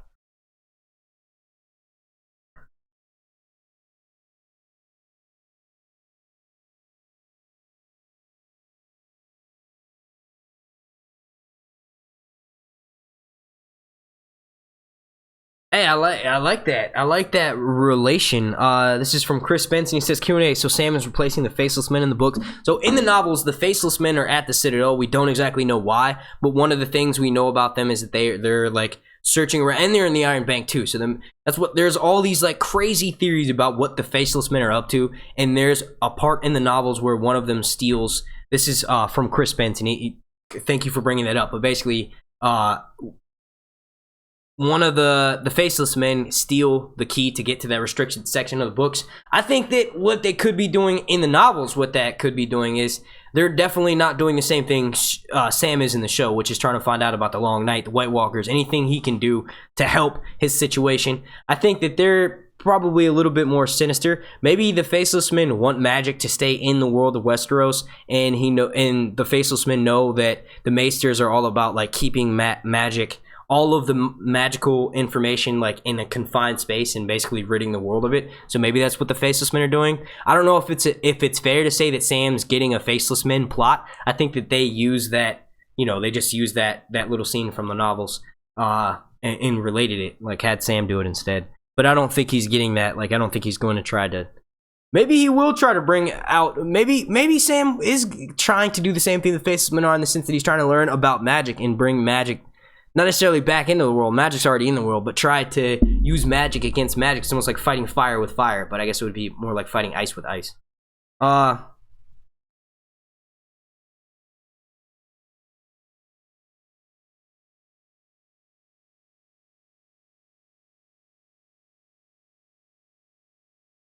Yeah, that is a good point. Alexandria, she was mentioning how she thinks that what turned Arya is when the one guy, he had a fucked up face. I was like, yo, is he a midget? Like, what is wrong with that guy? Why is his face so deformed? But no, the guy, he's the one who's talking about his mom. His mom always said, trust, be nice to strangers. Hopefully they'll be nice back to you. That's the complete opposite of what Arya has fucking been living by. Arya is pretty much the stranger that will fuck you up first, like before you get a chance to fuck her up. So I think that might have softened her a little bit. But I think ultimately it was when she told them what her goal was, which she was headed to kill the queen. She was headed to kill Cersei. Once they left, she realized then at that point how silly it seems, and she's probably not going to be able to do it. You know what I mean? But I think all of that whole situation is what melted her. Someone had said that they think Nymeria is going to turn her around. Maybe. I think she's already, I think next episode we'll see her headed back up north. Maybe she'll go back and let her uncle out of the cell. Let's see.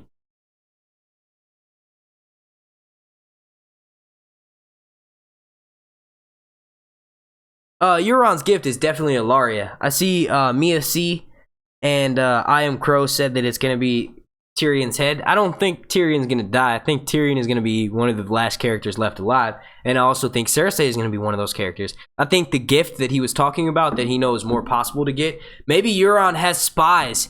Oh, maybe Euron has spies in the Greyjoy army. And that's how he was so certain that he was going to be able to bring back that gift. He said, I'm not coming back unless I have that gift. Maybe he knows that the way Daenerys has them sailing is that Ilaria is shacked up. Obviously the two things that Cersei cares about most are revenge and then maybe making a dynasty for her and Jaime, even though they have no fucking allies. Yeah, dynasty so that they can live for maybe another 20 years. Like, it's Westeros and supposed to be medieval times. I don't think anyone's living too long. But I feel you though. She wants to be safe for the rest of those times. And no one's actually addressing, other than when she was proposed to marry Loras a few seasons back, no one has addressed with the fact that she could actually still have kids. I don't think she can. So, yeah, I don't know. What was the fucking question? I got off on the tangent there. Oh, yeah, about the gift. No, I definitely think it's Ilaria. Obviously, the only two things that she would care about, the only two people she would care about in Daenerys' camp besides Daenerys would be Tyrion, because of, she had mentioned that, and then Ilaria. But I don't think anyone's going to be able to get Tyrion. I think Tyrion's going to take Jaime captive this season. And I think that's when we'll get that initial meetup. Because last time, they're definitely gonna parlay before the major battle between Daenerys and Cersei. For sure. I like that. Euron's best line was, "I'm here with 1,000 ships in 2 good hands." That I was like, damn, dude, that's fucked up. That's fucked up. Like, the one thing that he's known for, keeping against, the one thing that he's known for having against himself, I should say, rather, that he's lacking is a hand, and he's like, it just chopped him by the balls. And in the way that he said that, it was like he knew that they hook up, and that all of their children were fake. I would love to see how he knows that. I know it's not probably going to be addressed, but he definitely knows that. With that comment, the way he said it, he definitely did. Sam, no, I don't think Cersei is going to die, good sir. Cersei is not going to die, but I do think we'll get to see Janos Slynn again this season.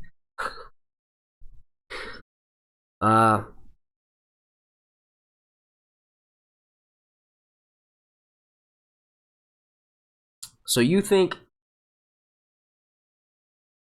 Let's see. Let's get some Q&As going. Come on, guys. Keep feeding me. Keep feeding me for the fire. Let's get some Q&As. Some questions. The Hound mentioned a mountain in the fire. Clegane Bowl confirmed. He did say I see a mountain, but I think that was just referring to Eastwatch on the sea. Eastwatch by the sea is actually on a giant cliff overlooking the ocean. Like in the wall is like a little bit behind it. If I'm not mistaken, if they do it like how they did it in the books, like the description of Eastwatch, I'm pretty sure it's on a cliff. I just did a video about Jon Snow going north of the wall to Eastwatch by the sea. Q&A, do you think the painter will ever finish the map? That was pretty funny. He like shoot him away.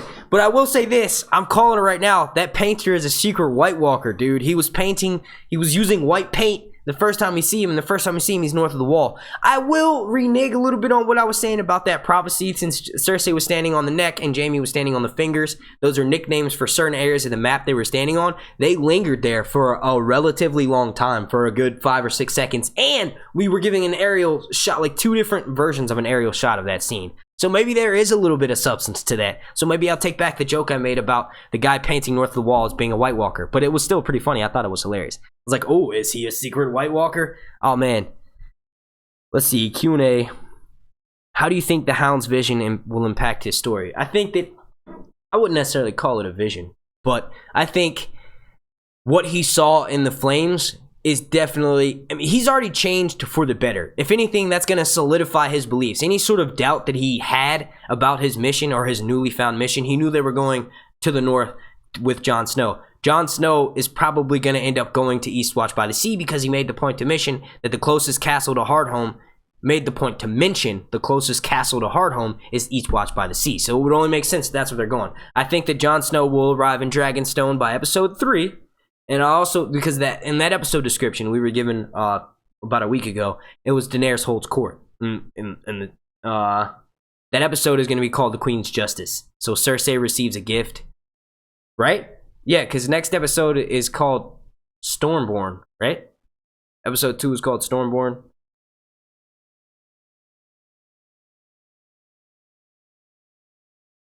But yeah, I got off track there.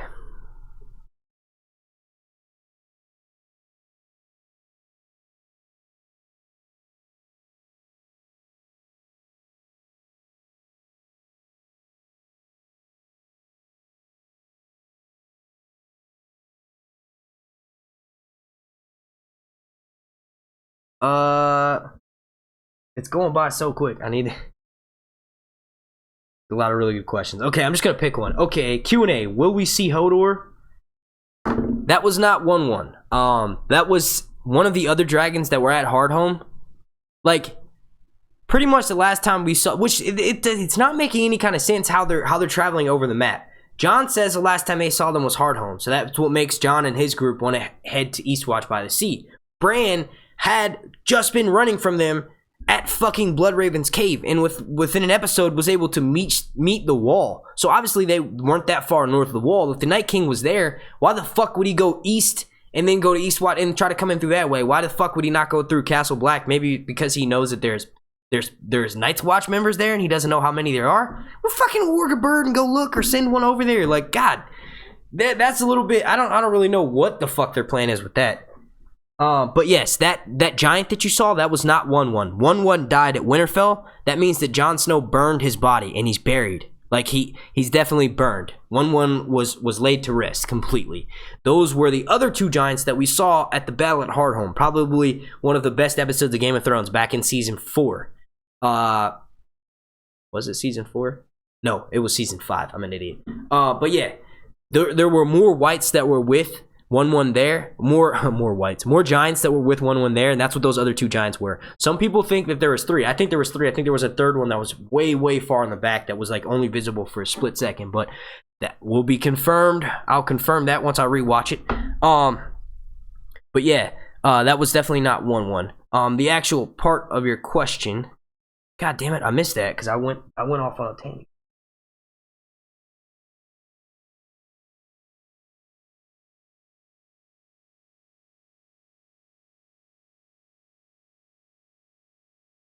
I need to somehow figure out a way to put on slow chat, because this is crazy. Poor Sam emptying bowels full of puke and bowls full of puke and shit. Alright, Q&A. Do you think Jon Snow will know about his real mom? I think that'll be addressed in the next episode. I think that Bran will make it to Winterfell in episode 2, and I think that Bran will tell Jon Snow, but I don't think it's going to change him. I don't think it's going to change anything about him. Jon Snow is a Stark, and he will always be a Stark. Always. I like how there's a direwolf next to Lyanna Stark's statue, and we never really noticed that. We couldn't really see from that angle in the probably because the scenes down there were always so dark. Q&A, has Cersei let Jaime put it in her no-no hole? I don't know. You mean, has he tried anal with her? I don't know. Maybe. That's a good question. It's a random question. All questions are good questions, I suppose. I don't think so. I don't think she's let him. Does she look like she would do that? Probably not. She doesn't look like she's like easygoing or like she has something to prove. I know that. Oh man, that's make me sound sexist, but from my experience with women that let you do stuff like that, either they have something to prove or they are easygoing, I guess, and relaxed. Like, what? Oh my god, how did we even get to talk about that? All right, Q&A. What about Mountain by Always Winter? The far north, is that shaped like an arrowhead? And you're talking about in the lands of always winter. You think? Are you saying that you think Sandor saw the home of the Night King, like where they turned the Craster's baby, into a White Walker? I don't know.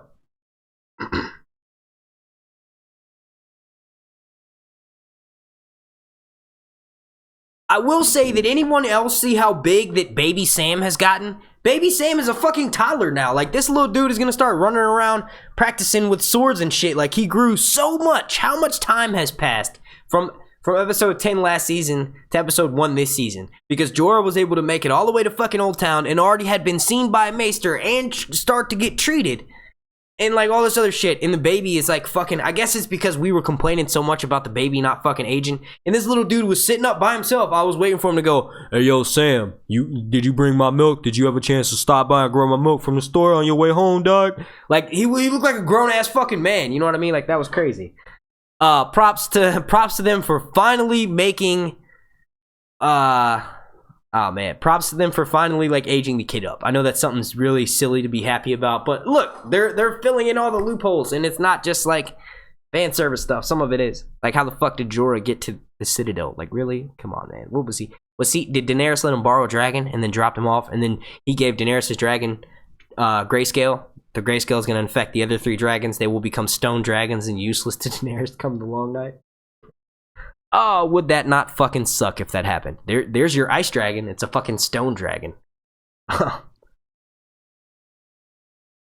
Q&A. Jorah's arm looks terrible. What do you think happened? Did they perform an experiment?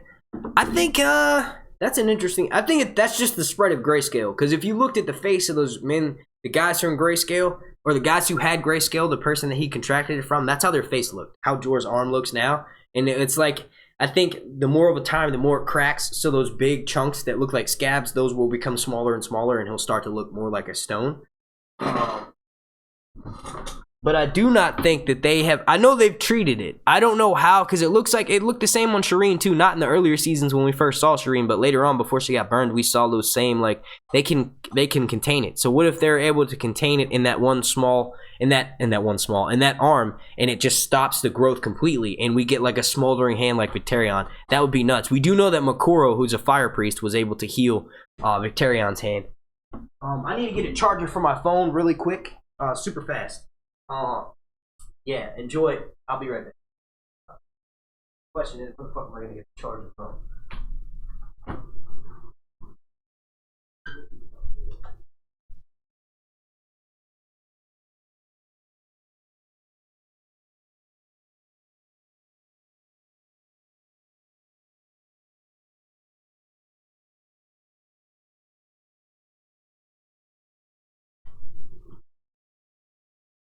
Oh man, I'm back. Alright, so I gotta plug in my phone because that's how I'm keeping an eye on the chat. Oh my god. Holy shit. I'm just fucking my stuff up, man. Alright. That was my light. That would have been terrible if that thing fell. Probably would have caught my fucking PC on fire. Alright, Q&A. Will Danny drill Dragonstone?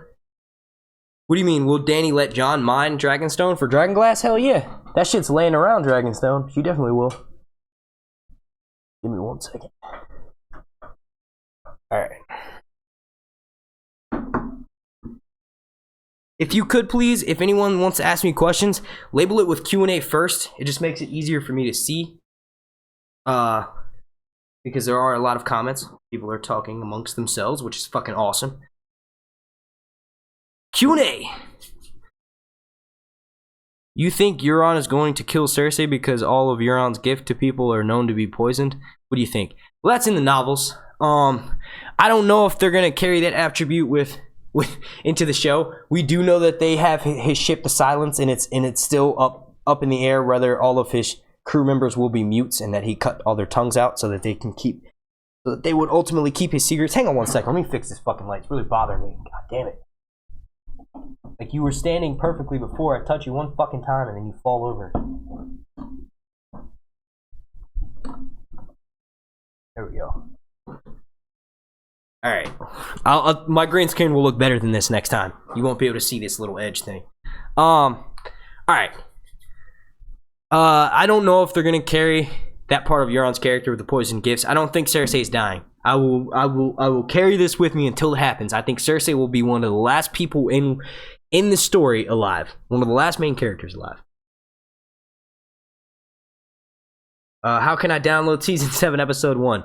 Go to this website called hbonow.com. Click either the trial for 1 month or pay them $15. Game of Thrones is worth it. I'm not going to sit here and lie and say I haven't, like torrented stuff before, but it's not 50. It's just $15. And the season is shorter, so you don't even have to have it for 3 months. You only have to have it for 2. But I don't know any websites where you can illegally download them from. Like I said, you can go to hbonow.com or hbogo.com or to your cable service provider and pay for it. HBO, fuck yeah, you deserve all the money you can get. Y'all fucking rock. I want them to carry this into successful spinoffs. And I'm not about to sit here and tell you ways that you can take money from one of the greatest television production companies of all time. Not gonna fucking happen. You picked the wrong stream, man. The wrong fucking stream. Oh, I can't believe I just did that with like 500 people watching. That's what's up. Alright. I would be answering so much more questions if I had moderators. I'm about to... If I can do this from my phone. Where are you at, Smokeahanas? What? Come on. No, I'm not going to put you in a timeout. I don't want to do any of that. I want to make you a moderator. It won't let me do that from my phone. Alright, so I'm about to do this then. Smokeahanas, type in the chat if you were there. I'm about to make you a moderator. Alright, there we go. Alright, you got promoted, girl.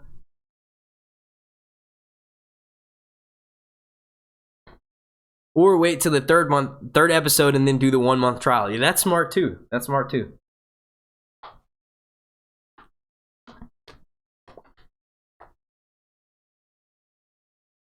I don't think Jaime is gonna die. I don't think Cersei. I don't think Jaime will die either. I don't know, cause like the only people that I would think that would do that would be Arya. I think Arya. I totally think Arya would kill Jaime. You saw that look that she gave him at Walder's wedding. Was it? Yeah, he was getting married to his like 15th wife that's like 13.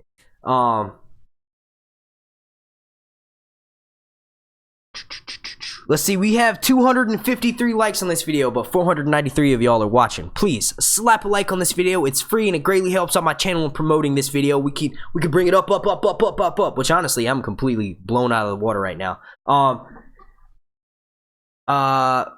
Q&A, will the White Walkers make it south of the wall this season? Fuck yeah, that'll probably... Okay, so we've known for a while now that Season 7 will end on some massive cliffhanger that we will have to wait at least a year to see, right? Oh, one of my family members is watching right now, and I just saw that's who was texting me. I thought it was someone else texting me, but no. If you're still watching, Kimmy, hello.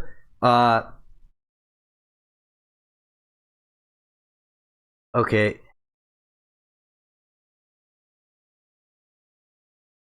Okay, so yeah, the season 7 is going to end on a cliffhanger, and when it ends on a cliffhanger, the last shot will likely be the wall coming down, the White Walkers coming past the wall. So to answer your question, yes, I think that they will be getting south of the wall this season. Let's see, another one. Q&A, Reddit leaks true? The leaks that give... Oh, you're talking about the plot leaks? I'm going to avoid those just for people that are casually watching the show and don't want to talk about those. So we will... Now that the season's in effect, I honestly don't want to even think about the plot leaks because, yeah. Excuse me. Q&A, will Cersei end up face-to-face with the Night King? I don't know if that will happen this season. I think eventually it will happen. I don't think Cersei is going to be like a Night Queen like some people think. That's been a theory for, like, ever since last season. We knew that, you know, what was going to happen with Jon Snow, Daenerys, and Cersei. I don't think that that's the case. I don't know if she will put herself in that position to be that close to the Night King. You know what I mean? There's only one person, well, 2 people. Okay, 3 people. There's only very few people, and they're all pretty much up north, and in cohorts with Jon Snow. I don't think that because of that, those people that have seen them are usually ones that are closest to Jon Snow. That would require Cersei to actually get up off her ass and like head north.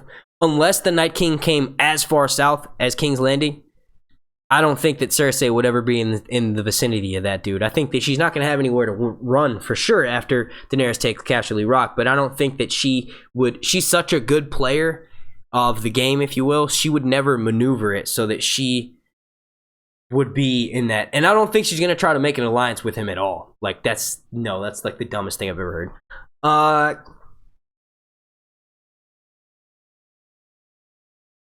Q&A. So Arya traveling south, will there be a Stark reunion? We kind of talked about this earlier. I think Arya is actually turning around. Like, I don't think that she's still going to go kill the queen. I think that she's turned herself around. So, you know, there's a confirmed Stark reunion. We know that Bran makes it to Winterfell. There's a shot of him from the trailer. There's a shot of him in his brand new wheelchair, and he's in the Godswood, in Winterfell's Godwoods, and in Winterfell's Godwood. Godswood? Yeah, it's the Godswood. Okay. And there's also Maester Wolken behind him. That was the Maester that took care of Ramsay. Actually, Ramsay has known that Maester since he was a kid. Because, like, when Theon kills the Kennel Master's daughter, I can never remember her name, but when he pushes her off the roof, Ramsay finds out about it. He's got Maester Wolken, and basically she's there, and she's, like, barely left alive, and Maester Wolken is listening to Ramsay tell him the story about how when he was younger and he first connected with the Kennel Master's daughter and how she was the only one who wasn't afraid of him. And he said by the age that he was when he met her, everyone else was afraid of him, including him. So that confirms that Maester Wolken has been with House Bolton for a while. But he is looks like he quickly switches sides to Bran, because there's a shot of the trailer where Bran is at the Godswood tree, and Maester Wolken is standing right behind him. Some people thought that was Davos, but no. Davos doesn't wear, like, robes and shit like that. Q&A, are the Crypts of Winterfell protected against the Night King? I don't know if it's the same magic that protects the wall from the White Walkers. I don't think it is the same. I think that, you know, what's special about the Crypts of Winterfell as far as, like, magical properties is the Kings of Winter actually have iron swords laid across their tombs to keep them down there. So there's this big theory that they have that same Stark blood that the original Night King had. For the TV show, at least, the original Night's King, or the Night's King, is supposed to be a Stark. And every Stark after him has some sort of, like, that ice or that White Walker blood, and that's why they have the iron swords laid across them. You know, that's more of a novel thing. I know that when Jon Snow dreams of the Crypts, he dreams that the Kings of Winter are coming for him, or they don't want him to come down to the Crypt, or they're calling him down to the Crypts, basically, and he's afraid of them.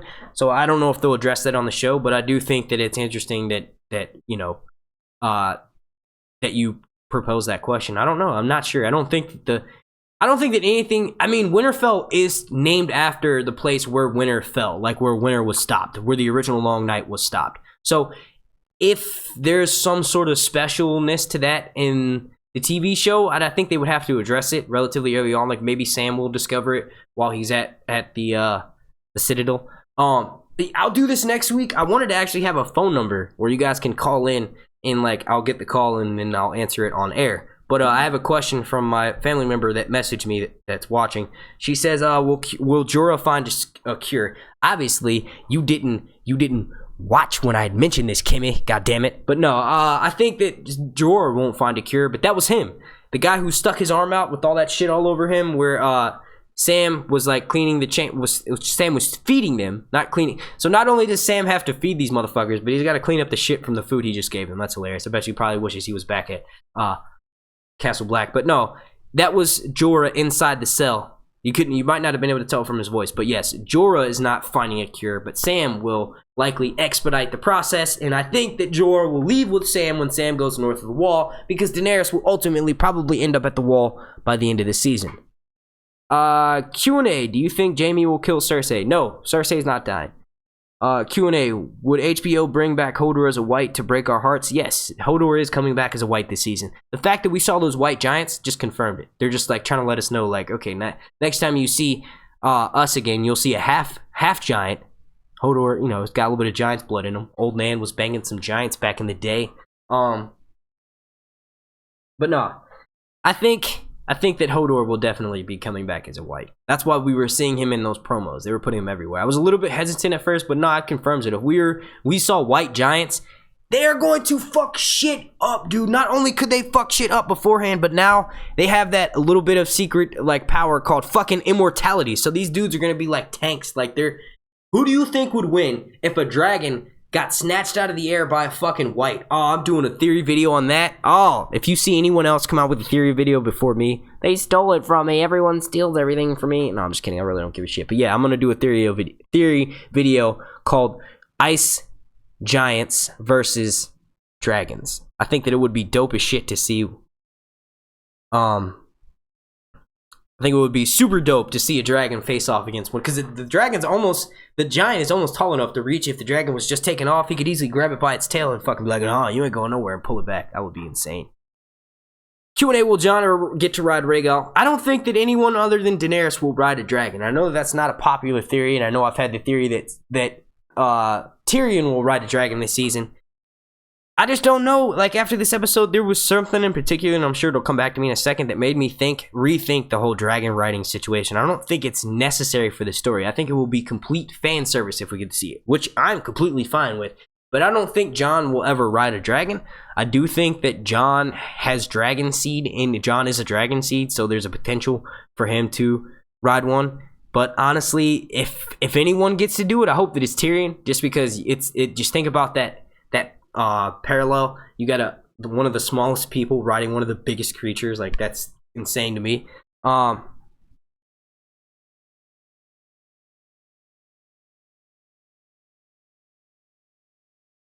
That's one way to do it. Capital letters. Q&A, what do you think about Bran going through the wall with the Night King mark? Was a lot of actually, I have a video on that from last season, but basically I don't know if it has the same effect. Bloodraven's cave, the thing that was protecting his cave were the weirwood roots, which is why they split it open first and then set fire to it to burn all that shit away. So that's what was protecting Bloodraven's cave. What's protecting the wall is something totally different. The wall was built initially, and it's in A World of Ice and Fire where I'm getting this from, but there were the foundation of the wall is straight weirwood trunks that have runes carved in them, like runes that obviously give it the magical ability to like repel whites. I think that though the foundation of the wall has those runes on it, and then all the way up there's different like, you know, magical wards. There's like weirwood all throughout the wall, and it makes it, you know, do what it does. I don't think that's the same. I know that it's the same line of magic, or it's old god magic that protects both, but I think it was more of just the straight the fact that the weirwood tree was sacred. I don't think that there was any kind of like runes carved in anything like that. Like, I think the magic on the wall is a bit stronger than that, and I don't know if that mark will be able to bring it down. I initially thought it was, but I don't think it's going to be that simple, because if it was, the White Walkers bullshitting around north of the wall should have already, like, they should have been right behind Bran, because they were, and they could have kept going that way. I think that the Night King is playing his hands carefully, and because he's playing his hands so carefully by going, you know, opposite directions and crazy. Like he's obviously going to be trying to cross through the wall at Eastwatch by the Sea. There's got to be a reason why he wants to cross there. I don't know if Bran is going to the mark that Bran has. I don't know if that's going to be brought back up into play. I would love to see it be brought back up into play, but I honestly, after hearing, I did this this live stream the other day with a whole bunch of other YouTubers, and it was brought up that, you know, maybe the way that the Night King will bring the wall down is because he's basically ice bending, like earth bending from Avatar: Last Airbender, but he's ice bending. Maybe he was one of the ones. Since he was created by the White Walkers, maybe he was one of the ones who helped raise the wall itself. So if he was one of the ones that helped raise it, he could easily take it down by doing a series of earthquakes in the right places. You know, it's 700 feet high. It's not like impossible to bring it down. Maybe they could make a plane. What if the only way to bring it down is to melt it with dragon flame? That would be insane. So he has to get a white dragon.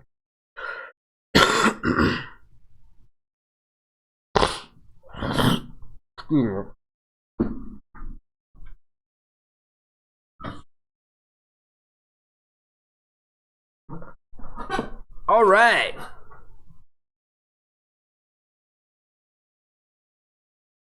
Let's get another. Oh, so we got. Oh man, first one. Where's this sledgehammer bitch? He says, "I'll fuck all the black bitches." What, dude? Have fun. See you later, bro. What the hell? What's wrong with you, bro? What the fuck would you type that? Did you think I was just gonna let that shit? You think I was gonna let that shit slide? Like, what the fuck? I mean, I guess it wasn't necessarily like overly offensive, but yeah. Q&A. Do you think the birth of Jon Snow is what triggered the White Walkers' return, and that when they started taking Craster's babies? No. I think that if you go, okay, I'll put a link down in the description down below, but I've done 2 videos. One was a live stream for about 2 hours where I talked about what I think motivates the White Walkers, and I go into way more in-depth detail because I was prepared for that video. So you can check that out. There's a link down below in the description, and you can go click that. But basically, the White Walkers in the novels have been motivated for a long time, and I think what was keeping them cool was the sacrifices. They were sacrificing bastards to them. I think that that's how there's this gate. It's called the Snow Gate in the novels, and I think that that's how that gate got the name, is because bastards were taken through that. Because when Queen Alysanne Targaryen rode up north, she landed in a few different places, and one of those places was named after her. It was called Queenstown. They also changed the name from Snow Gate to Queen's Gate. I think that she actually stopped. There was like a secret tunnel underneath the Night Fort where the Night King used to sacrifice bastards to the others, and I think that that's what was keeping the White Walkers satisfied. I think that the only way that the White Walkers can continue their race of people, they can't procreate. You know, they're dead beings, so they have no ability to create life themselves. So they take northern bastards. Those northern bastards likely have blood of the First Men. Blood of the First Men and the First Men themselves are what the Night King is. It's like he is a First Man. He may be a Stark too, but I think that what was keeping them happy, yes, was bastard sacrifices. And I think that their main reason why coming south of the wall, I know it seems a little bit silly, is because 2 of their greatest threats came back with dragons, and also the fact that Craster is no longer supplying them with bastards. I think that the only reason why they were doing that was to keep their race going. I think that the Night King is the original, and then he can potentially have maybe some heirs, if you will, and he has to have a certain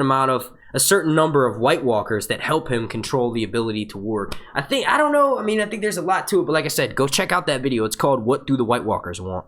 It's on my channel. You can check that out, so that way you can get a more in-depth answer, because I didn't answer that very well. It was kind of all over the place. Q&A. What do you think will happen when Jon goes north of the wall? Do you think he will die? No. And I've done a video on that. It's called Jon Snow North of the Wall, and that touches on plot leak stuff. So if you want to know, check down in the description. It's called Jon Snow North of the Wall. It's like halfway down in the description. All of these videos that you guys are asking me these questions to that involve in-depth answers, I'm going to say down in the description, because I have all those videos linked down there for this exact equation.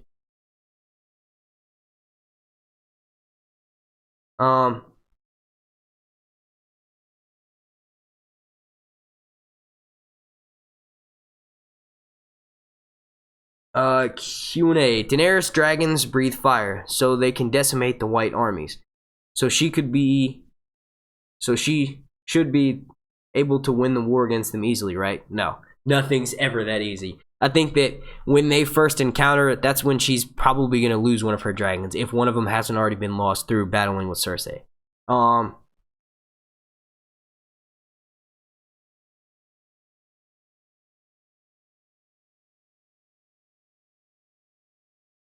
Q&A, who invited Ed Sheeran? Dan and Dave actually had him cameo in the show, for one, because he's a fan of the show, and for two, because they wanted to surprise Maisie Williams. She's like a huge fan of his, so they wanted to kind of like just surprise her, I guess, and that's why they had him cameo on the show. So she got to meet one of her idols. I invited Ed Sheeran. You did? You know Ed? I was about to start singing, but I'm like, nah, I got too many people watching right now. I don't want to sing. Q&A, thoughts on Sam becoming a maester before returning to Jon? Or does he need... I don't think that's going to happen. I see the rest of your question. Or does he fulfill his duty to Jon and leave the Citadel? Yes, that's what I was about to say. I think that's even foreshadowed. We see that who everyone thought was going to be Maester Marwyn, who turned out to just be an Archmaester. I think that because the way that everything's so locked down, and he said that wall has stood for thousands of years and it still will. I think that Sam realized that's what made him get the courage to steal the key. Sam's gonna realize that no one still fucking believes it because they're all old men who sit on their asses and just... You know, that's the thing with the Maesters, is a lot of their stories are told from other people who have biased opinions about certain situations. So yes, they are men's memories, but also it's like who the fuck, like, history is told by the winners. So it's not like the most accurate version. So I think that, you know, Sam is going to learn what he needs to know and leave. I think basically you answered your own question, in my opinion. Like, that's literally what he's going to do. He's going to get just enough information for what he needs to, maybe a little bit extra, and then he's going to dip. Just like at his dad's house, he got you know, some food, some clothing for Sam and Gilly, and for little Sam and Gilly, and then he went, you know, he stole the sword and fucking kept on his merry way. Sam is like learning quickly that he doesn't have to follow the rules. You know what I mean? The situation he's in is so dire. His mission is of dire importance that these little subtleties that might have held him back before, like restraining his character. I don't think he ever would have stole his father's sword before, but he just doesn't give a fuck now. So I think that will definitely not keep him held up at the wall. Q&A, what's Euron's gift? Ilaria Sand. Q&A, about Sansa. Do you think she will betray Jon or kill Littlefinger? Yes, I've already answered that question. Q&A, Euron is going to find us... No, Euron's gift is Ilaria. Q&A, is there really a dragon underneath Winterfell? That was supposedly how the hot springs that keep Winterfell warm. There's hot springs that go through the walls of Winterfell that keep the castle as warm as one northern castle could be. I don't think that's the case. There is also the theory that Queen Alysanne Targaryen, who we were just talking about, left a clutch of dragon eggs underneath Winterfell. I don't think that's going to go down. None of that's going to go down on the show. But when's a winter? Potentially. Like, you never know. George has said that ice dragons are a completely different species entirely.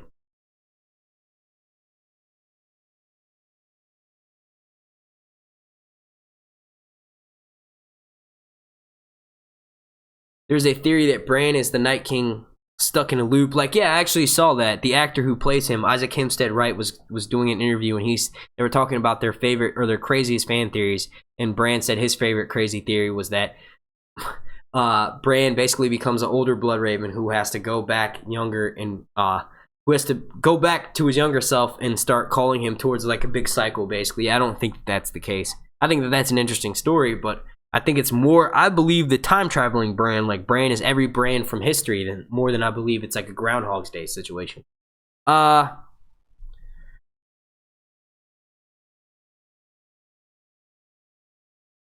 Jon die again? I don't think so. I think it would be a little bit cliche. I think he'll get to the point where he's about to die. We do know that Beric died 6 times and was brought back like it was nothing.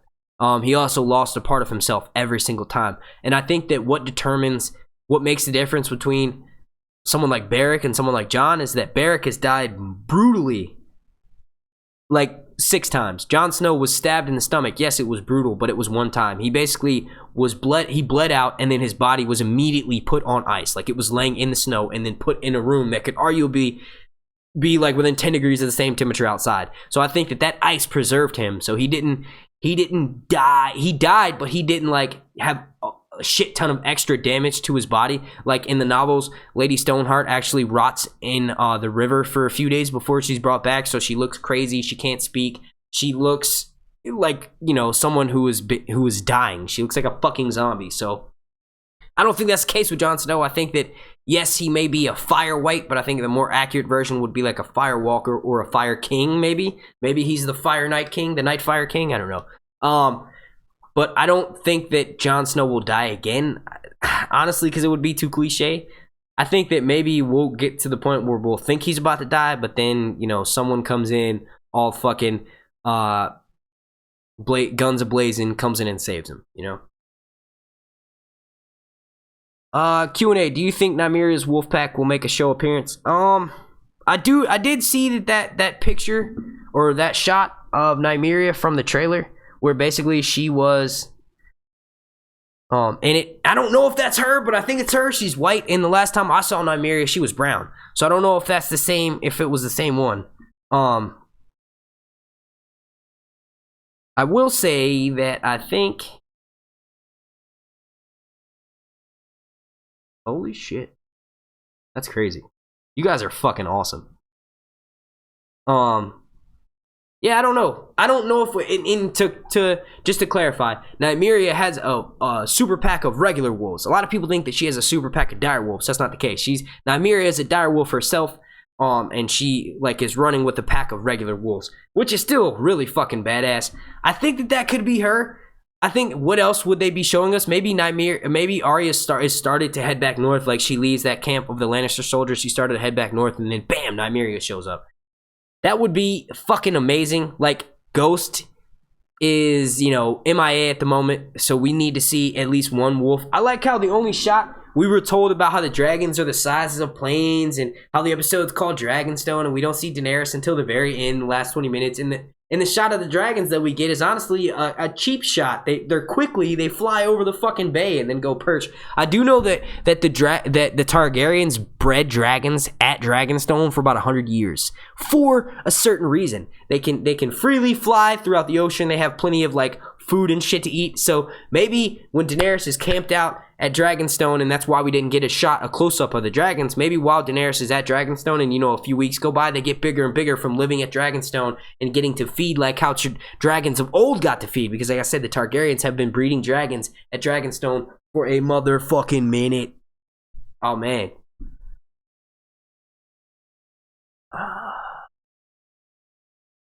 I don't know if Arya will die. Oh man, I just fucked my hair up. God damn it. I don't know if Arya will die. Is that even English, dude? Somebody just went off. It looks like they're going off because everything's in capital letters. I don't know what that says. Yes, I agree with Smokeahanas. I think Ghost is in Winterfell. Or maybe Jon could have left him at the wall to keep watch on Dolores said. Not sure though. Q&A, did Jon bury Rickon? Yes, I actually mentioned that earlier. That's why I think Jon Snow went down to the Crypts of Winterfell. Do you think Lady Olenna will tell Jaime her and Littlefinger killed Joffrey before he kills her? I'm not going to answer that. I think you know why. Plot leak. We're staying away from that stuff in this stream. I don't know if everyone who's watching right now wants to know about plot leak stuff. Q&A. Ghost is always forgotten. Will Jon become a warg? No. If Jon was going to be a warg, we would have saw those wolf dreams earlier on. I do think that it's possible to get Jon having dreams of the crypts, and that's what takes him down there. Like, basically, in the novels, Jon is afraid to go in the crypts because he thinks that Kings of Winter are going to get him, and something does call him down there, so he goes down there. I think that would be amazing to get. Like, maybe next scene, we see him having a dream about it, and he wakes, or we don't even see his dream. We just see him waking up, and he's like in night sweats, and then he immediately grabs his shit, gets suited up, and goes down into the Crypts of Winterfell. I think that'd be really cool. I will say that who the fuck is who keeps walking down there lighting all those damn candles? Like, someone's dedicated, dude. Like, who does that? Maybe that's how they're all lit. Maybe Jon had just gotten finished doing that, and he stopped at Lyanna and Ned statue. How pissed would you guys be if HBO switched it and made Ned and Lyanna Jon's parents? Like, so not only is this dude about to fuck his aunt, but also his parents were twincest, not twincest, but you know, like Jaime and Cersei type situation going on there. Oh, that would be hilarious. That would be so funny. I don't think that that's the case, but I'm just saying people would be so pissed. Like, you would literally see videos of people putting bricks through their fucking screens because they would be so upset. Q&A. Lyanna Mormont, do you think... I think we've already seen her importance. Her importance, and she's going to continue to have it. I hope they don't kill off a little fucking girl. Although they made me think that they would, because... you know, she's talking about she's gonna be fighting on the front lines with Jon Snow. But yeah, hang on, what was I getting at? Oh yeah, no, I think that's her importance is gonna be backing Jon Snow 100%. Like, she will always back what this man has to say. She's like Jon's #1 supporter, and we will constantly be getting scenes of her winning the fucking room, like basically shutting everybody up, putting all those grown ass men in their places. Pretty dope. She's a woman from Bear Island. She's got to be like that. She's a fucking bear. I fucked a bear once. No one believes you fucked a bear. I must say my Ygritte impression is pretty spot on. He's like, Tormund's like, I fucked a bear once. Everyone knows you didn't fuck a bear. Like, she's calling him out like, man, I've heard the story so many fucking times. We all know you didn't actually fuck a bear.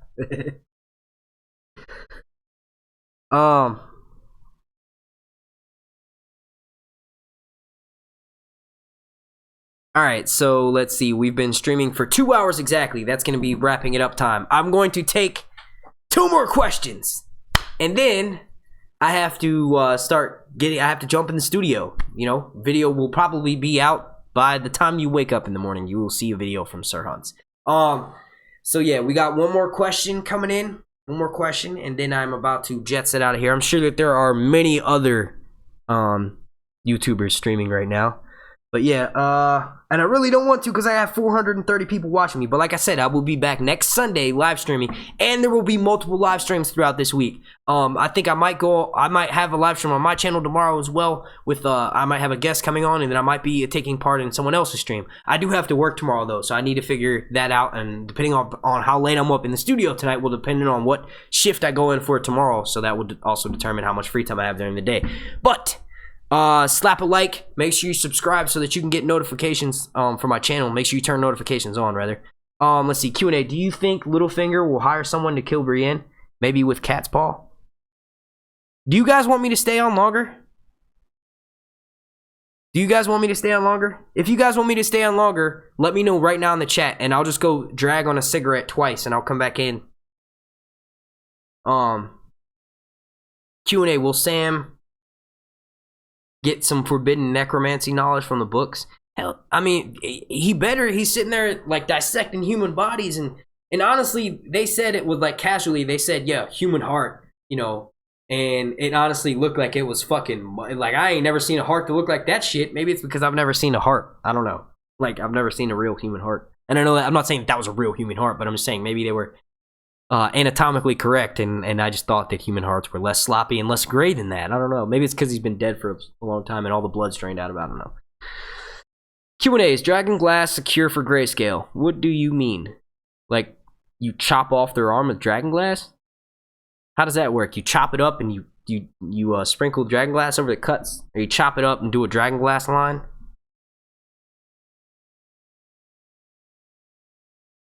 I would get a vape, but then I don't want to be like every fucking body else in the world. Like, I see certain people vape, and I'm like, God damn, you just let out so much smoke. There is no way that you can sit here and tell me that that's healthier than smoking a cigarette. Because you just smoke like 15 cigarettes in one hit. I don't know.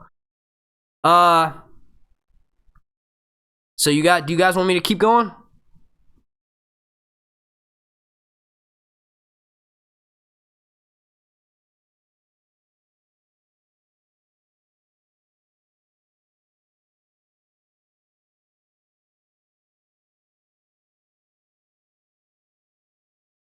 Do you think the Hound was seeing the future in the flame? Yeah, he definitely was.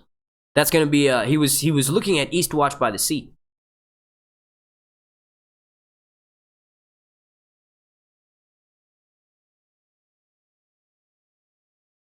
Oh, I'm getting like 100 yeses from you guys. All right. I like your stream too much to want you to die from cigarettes. All right, I'll keep it going for another, let's say, I'll keep it going for another 15 minutes. I can't smoke inside my house. Definitely can't smoke inside my house. That's a no-no. Oh, you were saying like you can smoke inside. Yeah. Yes, but it's also like 120 grams of nicotine in like one puff. And like when I smoke a cigarette, it's probably like 10 grams, maybe at most. I don't know. And I feel like everyone that I know that has done vaping, and I tried it before, I smoke more cigarettes after doing that because it's just like my nicotine tolerance has gone up.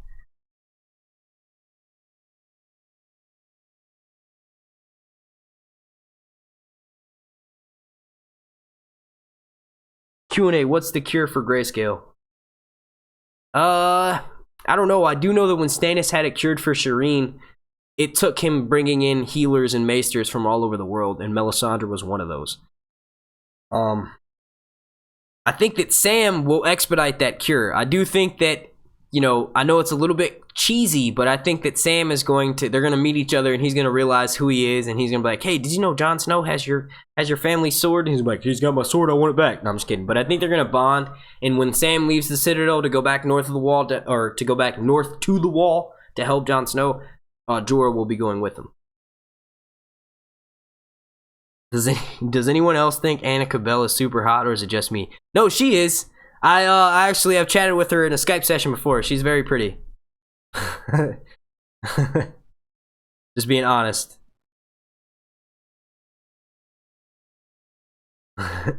Q&A, who is Azor Ahai? Probably like 10 different people. Like, there's so many different people that fit that role. Honestly, at this point, I'd say it's fucking Sandor. You know, we've got Thoros and Beric who are convincing Sandor that he's Azor Ahai in an off-putting way. We've got Melisandre convincing Jon Snow that he's Azor Ahai, with Davos adding on to that. Then we got Daenerys being called Azor Ahai and the princess that was promised by Kinvara and her people. It's like 3 different technical Azor Ahais, and I'm sure that you can relate Arya to being fucking Azor Ahai too. And you know what? I think Jorah might be Azor Ahai as well. So I don't know. There's so many of them. Oh, look, this guy wants to get banned. Rage Master, I see you, buddy. If Nicole doesn't get you first, I'm gonna snag you. You're just gonna fucking say nigger, like just type nigger in the chat. You're not even gonna say it in a creative way. You're just gonna be like, nigger. Like you didn't even say you know what I mean? Like what the fuck, dude? Fuck you, bro. As soon as my fucking chat stops acting retarded, I'm going to ban the fuck out of you. God damn it, why is it doing that? That's like the most frustrating thing, dude. It'll pop up and then it disappears. Did you already get him? Oh no, he's still there. What the fuck? Why is this chat doing this? Alright, I'll do it from my fucking phone.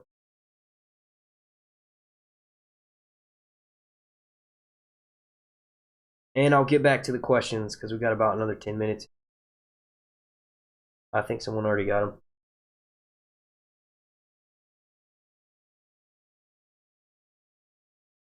Oh, there he is.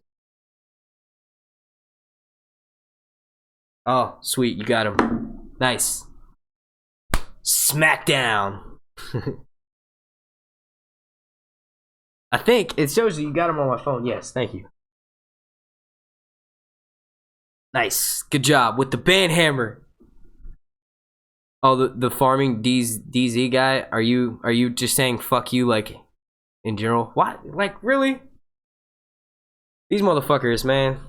Nah, fuck that. Don't put them in the timeout. Ban that motherfucker. Oh, there we go. Sweet. Nice, nice. Okay, Q&A. Did you notice that song Ed sung was a song that the minstrel tried to blackmail Tyrion with in the books about Shay and the hands of gold? No, I didn't catch that. I honestly wasn't even paying attention to the lyrics.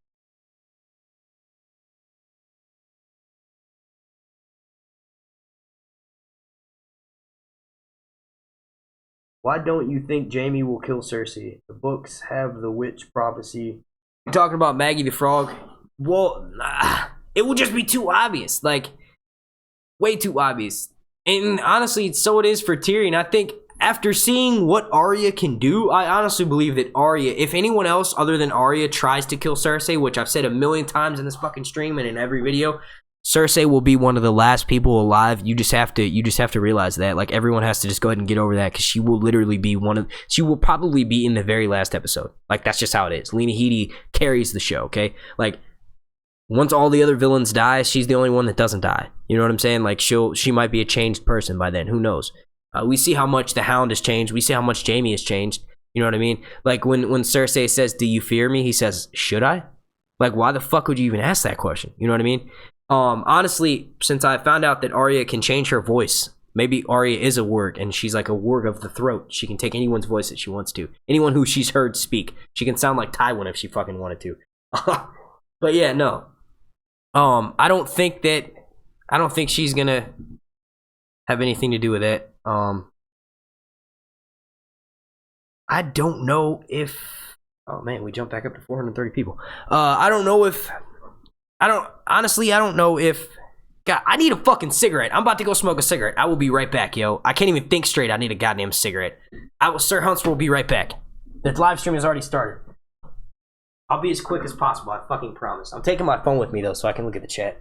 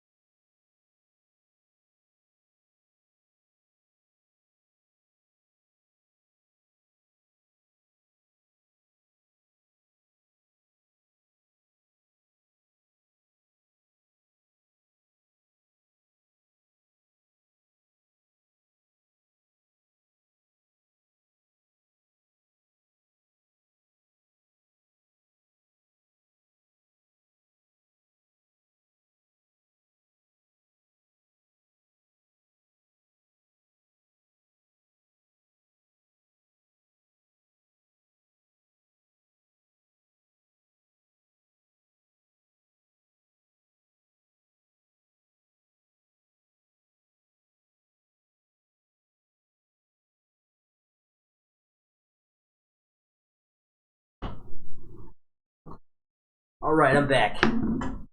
You will see me in about 2 seconds. Alright, here we go. Feel much better after getting that cigarette in. Alright, so let's get some more questions, and then I will go on for maybe another 20 more minutes. I need to get to working on my videos, because I want to be up all night.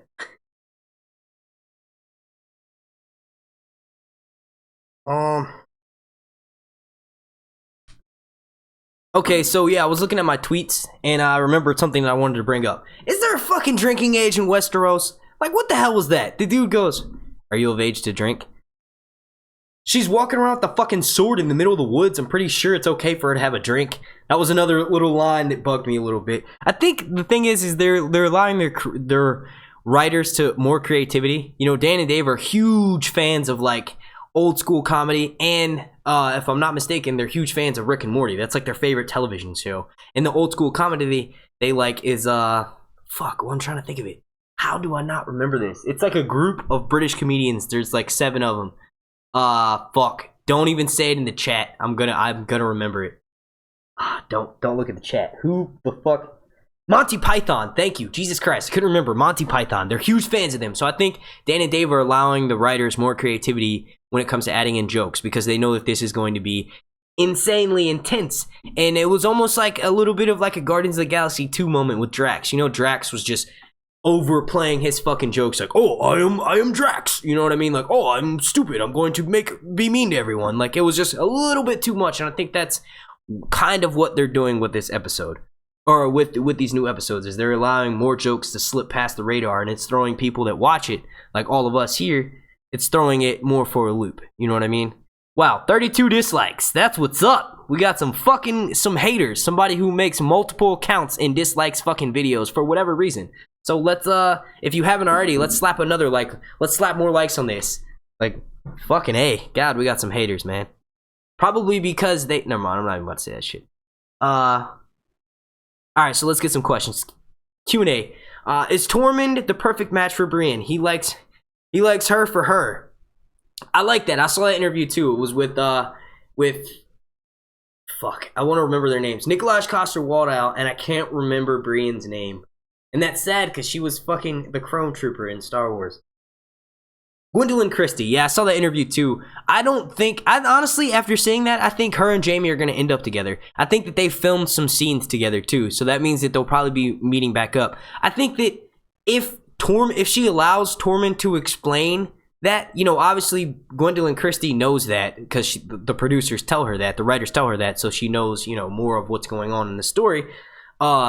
I don't know if she'll allow him to say that. Like, basically say, like, "Look, I'm not judging you by your features. I'm judging you by your physical prowess. Like, you're a beast of a woman. You carry a sword and you carry yourself very well." He's attracted to her for that, not for her physical beauty. So I think that would be interesting to see if she allows Tormund to explain that. I don't know if Tormund's good with words. I know he's good with insults. I know he's quick of wit. I know he fucked a bear once. You know, I don't know if he's the type to explain to her, like, "Look, I like you for you." You know what I mean? That's rare. That's really rare, especially in that society. Where it was crazy. Brienne used to get picked on so much when she was younger, because of how she looked. She didn't look like a lady. She's always been tall as shit. And George confirmed that she's related to Sir Duncan the Tall. So if you have read A Knight of the Seven Kingdoms, you were very familiar, or even if you just read the first one, The Hedge Knight, you were very familiar with Sir Duncan the Tall. So that explains a little bit of where she gets her features from. That's one of her ancestors. I guess it wasn't even that long ago. I can't even call it an ancestor. It was like 100 years before the story. Did you guys know Walder Frey is alive in Night of the Seven Kingdoms? He's a little kid, but he's still alive. He's like 110 now in the show. Well, he's dead. He's not any kind of age, because he's fucking dead. Alright, so yes, we'll get two more questions. Yeah, I can't believe HBO Now had it available. I started watching 2 minutes before 9 o'clock. The HBO Now shit had it up there 2 minutes beforehand.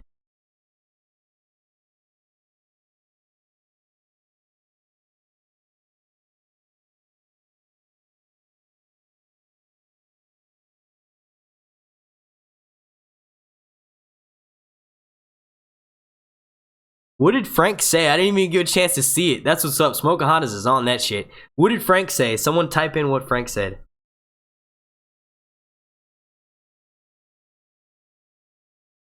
Oh. Oh, you're so fucking lame. Yeah, that's such a lame. That's like so lame, dude. Q&A.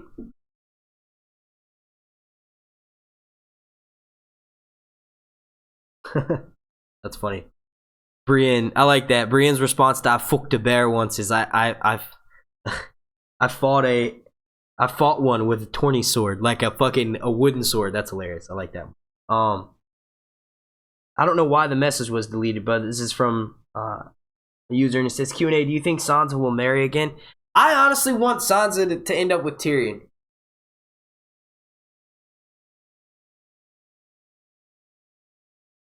Thank you, George. That's awesome. Hell yeah. Hope to see you back here next week. Lightning Fox Q&A. You think Cersei will see her little brother with Daenerys? I wonder about her reaction. I honestly was debating myself whether she knew that he was with that. She confirmed it. She immediately said yeah, and he's her fucking hand of the queen, so she knows. You know, she's been informed. Because she knows, I think her reaction won't be as priceless as I thought it would have been, because I thought it would be an amazing reaction if she had no idea and she holds their court before the battle. You know, we saw Ramsay and Jon Snow meeting before the battle, so that's probably what's going to happen this season with the initial battle between Daenerys and Cersei, is that they'll maybe meet up with each other a little bit beforehand, or maybe Cersei will probably send Jaime. Maybe because of that, Daenerys will send Tyrion. Of course, Tyrion will have Grey Worm with him, and Jaime will likely have Bronn with him. And I think their reaction will be more so than Cersei. Cersei doesn't want to see him at all. Cersei has nothing to say to him. So because of that, I don't know if we'll get that initial reaction that we all are looking for. Why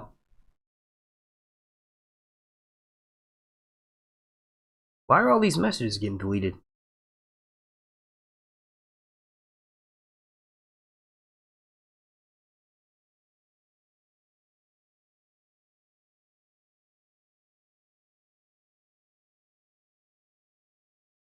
I see one that says, why didn't Dolores Ed ask Bran about Jon? I don't know what that was. That was kind of like, that scene didn't make a little bit of sense to me. He figures that since Bran knows all this stuff that he must be who he says he is. I think Bran should have just been like, Jon Snow's my brother. He was here at the wall. I saw him die. You know what I mean? He didn't say that. He didn't say, like, did Bran not see that? Bran's seen all this other shit. He's seen them at the Fist of the First Men.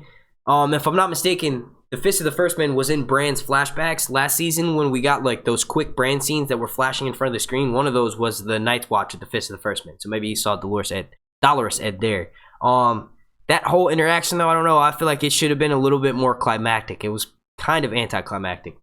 All right, so I will answer.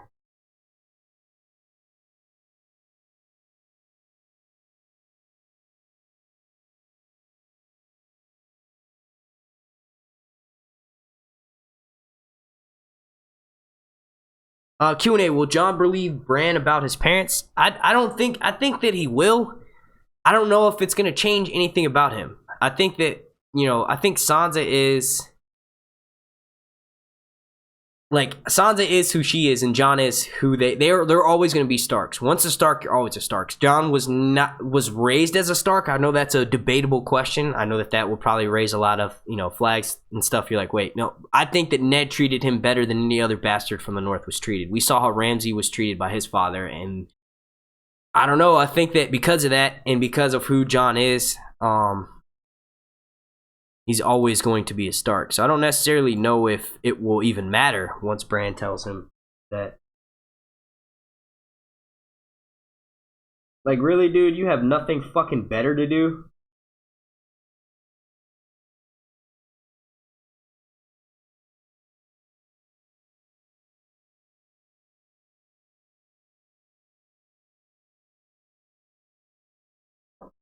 Q&A, not a question, just thanks for the Q&A. Thanks from Nepal. You're welcome. I answer your question. You're welcome. Stas M, do you think Sansa will die this season? I honestly do. I don't know what it is. It's hard to explain, but I've seen, like, I've seen Sophie Turner for years now, and I feel like all of these interviews she gives, she doesn't look at the person with a direct kind. It could just be me overanalyzing shit because I'm used to that being my job here with Game of Thrones and reviewing these episodes. But it feels like she's about to burst into tears at any moment in all of these interviews. Almost like what really pushed me over the edge into thinking that she's going to die is when she's asked by a reporter, what would Sansa do if she faced the Night King? And her answer was literally like, probably die. You know what I mean? And I just feel like because of that, along with her not being able to make contact, it almost looking like she has a tear in her eye every single interview she's doing, I think she may die this season. I know we have to lose at least one more Stark before it's over. You know, we have Jon, Bran, their roles are pretty much solidified that they're going to be in it until the last season at least. Bran and Jon especially. Bran is definitely a key player. Like, we need him. Jon Snow, it can be argued that Daenerys will take his place, but Jon Snow is a Song of Ice and Fire. He is blood of the dragon, he's blood of the wolf. So he's pretty much solidified from that. Arya is a wild card. She's probably the hardest Stark to kill because she can literally be anyone at any time. You know what I mean? That just leaves Sansa. It's almost like Sansa does have a role to play, but other than questioning Jon and you know, what else is there left for her to do? For her to rule and carry on the Stark name? Like, maybe she gets married. If Sansa gets married off at some point in this season, I think that she may be safe because Jon will probably try to keep her out of harm's way, even though he said that women and children will be picking up a sword. I don't know if Sansa will be, and maybe that's what it is. Maybe like him and Sansa have their final altercation because of that. Jon's like, no, one of us needs to carry on House Stark. That's going to be you. You are Ned's trueborn daughter. You know, but if she marries someone who's not a Stark, they would take that other lord's name. So I don't know. I do think Sansa will die this season. I think we're in order to lose one more Stark before this whole thing's over. Q&A, what's Littlefinger's plan? Littlefinger's plan is to be as bastardish as possible before he gets killed. Littlefinger will be dying before the 4th episode this season is my prediction. Everyone knows she's going to die, but I think it will happen by the 4th episode. I think once Arya shows up, he's pretty much toast. His plan is to make Sansa question everything, question her loyalty, question her siblings. But what is he gonna do when her people that she does consider her siblings, and she still considers Jon one? So I think his plan is to try to break up the Starks and get Sansa out on her own so that he can further manipulate her. He still hasn't realized yet that she is over his shit, which is why that line was so fucking amazing when she said, I'll just assumed that you wanted to say that you said something witty, where she shuts him up. That was like the best line of the show.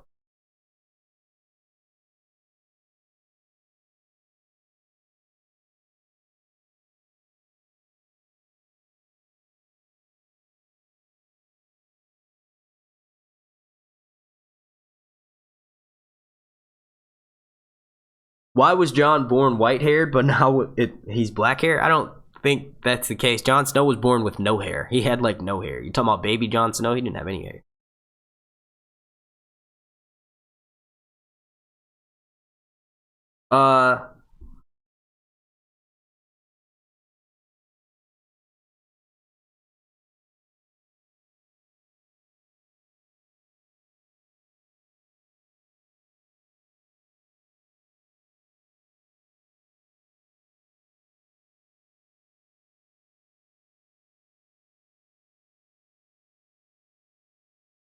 Q&A, is it true that when the family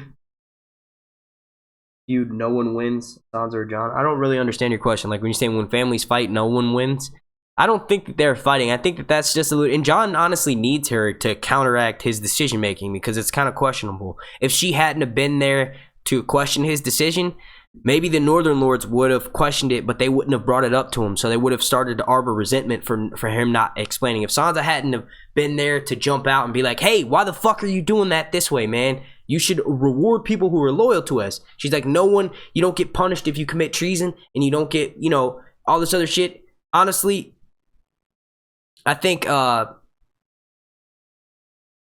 they needed that. If she wasn't there to call it out, Jon wouldn't have further explained himself. Like, no, I'm doing this way because this. They shouldn't be punished for someone in their house who ultimately paid with their life. They died on the he said the battlefield. So I think that that, because he explained it more, we saw certain Northern Lords start to nod and kind of see more. So I think that that's because it just makes sense. You know, we needed her there for that. But I don't think them fighting is going to hurt the whole family.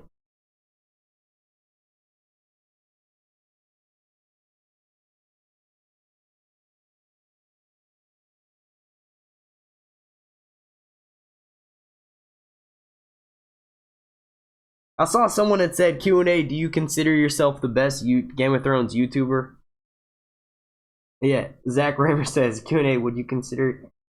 I mean, I don't know. I'd like to hold myself in a little bit higher regard. I know I'm not, like, you know, bottom of the barrel. I know I'm not top of the top neither. I know my content can use, you know, there's always room for improvement. But I will say that I don't consider myself the bottom of the barrel by any means. I say that my streams are fucking top notch. No one else streams in 1080p 60 FPS without any lag or any sort of issues. So I will say that, you know, I'll take that. But thank you for saying that. That's what's up, man. It's a huge boost. Thank you. All right, so let's answer some questions. Q&A, if the wall falls, do you predict that's the end of the Night's Watch per se? I think Dolorous Ed and all of the Night's Watch members, once Bran leaves, are pretty much going to die. I'm not necessarily... I think they may go north of the wall with Jon Snow, but I think that they're going to die this season.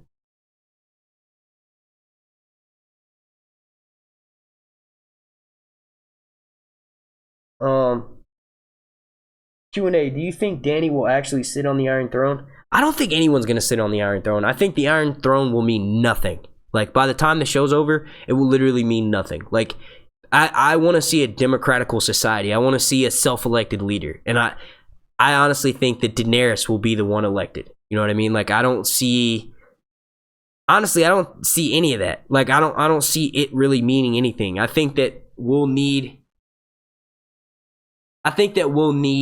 a leader, obviously, to rule over whoever's left in the end, but I think it will be completely self-elected.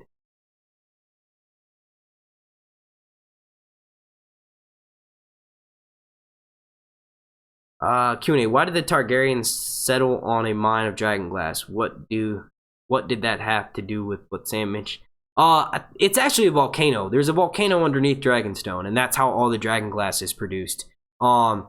They chose that spot, I think, more of as a trading post to Westeros. And then about 100 years before the Doom of Valyria, one of Aegon the Conqueror's family members decided that they wanted to move them out of Westeros. So some of the Targaryens moved to Dragonstone, and they were breeding dragons there. And yeah, there's that. They could have picked that spot. I know it was an old Targaryen home because it was a trading outpost to Westeros, like I said, from Valyria to Westeros.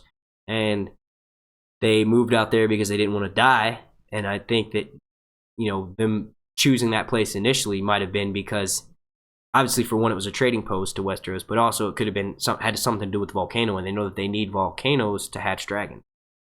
Maybe, like, you know, a massive source of fire magic.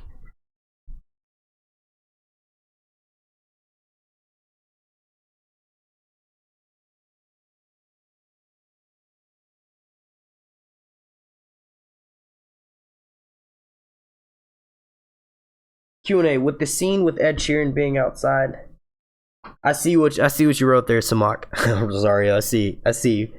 Thank you. Q&A, with the scene with Ed Sheeran being outside, what do you think Arya is looking up at the released pic of her inside? Oh yeah, by the way, I want to call out all the other fucking people who were like, oh, she's in an inn listening to such and such. Nah, I said she was at Winterfell, and she was listening to Jon speak. And she was just like sitting, she didn't want to sit at the head table or whatever, and she's like sitting there, and she's using just using the communal bread tray or whatever. I don't think she was like serving.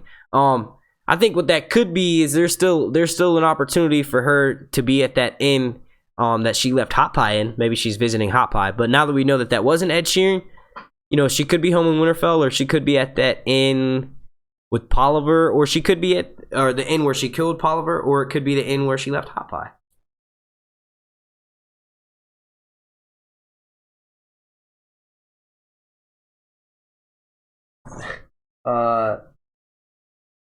Zach Reamer, Q&A, great response, humble yet knowledgeable. If you ever want a real debate, just ask for my number. I'll give you the world. What? What does that mean?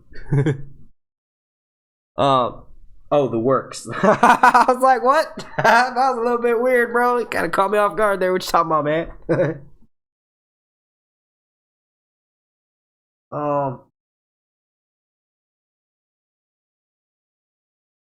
Q&A, can Dany shoot wildfire from her eyeballs? I fucking hope so. That would be amazing, dude. What? She would just be like, wildfire comes fucking spewing out.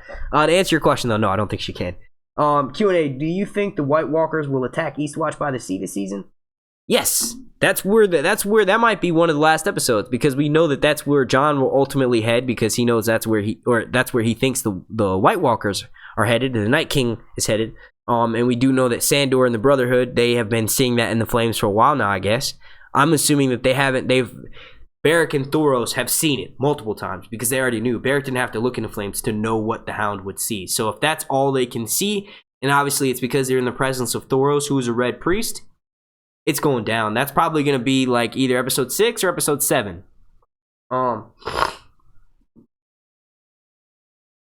Q&A, what do you think happens to Bronn? I don't know. I don't know if there's any story to tell left with him. Honestly, there hasn't really been too much of a story told with him. Bronn is a lot of people's favorite character. He's one of my favorite characters, but I don't know what kind of story arc he could have left this season.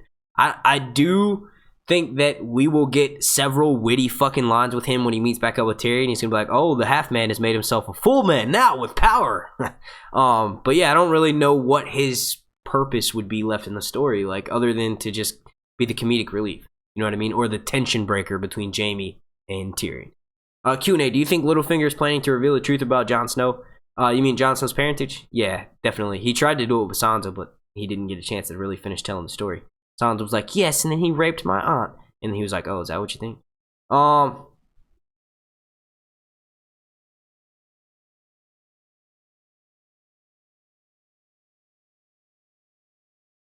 Q&A, what's the White Walkers agenda? Alex Lopez, look down below in the description.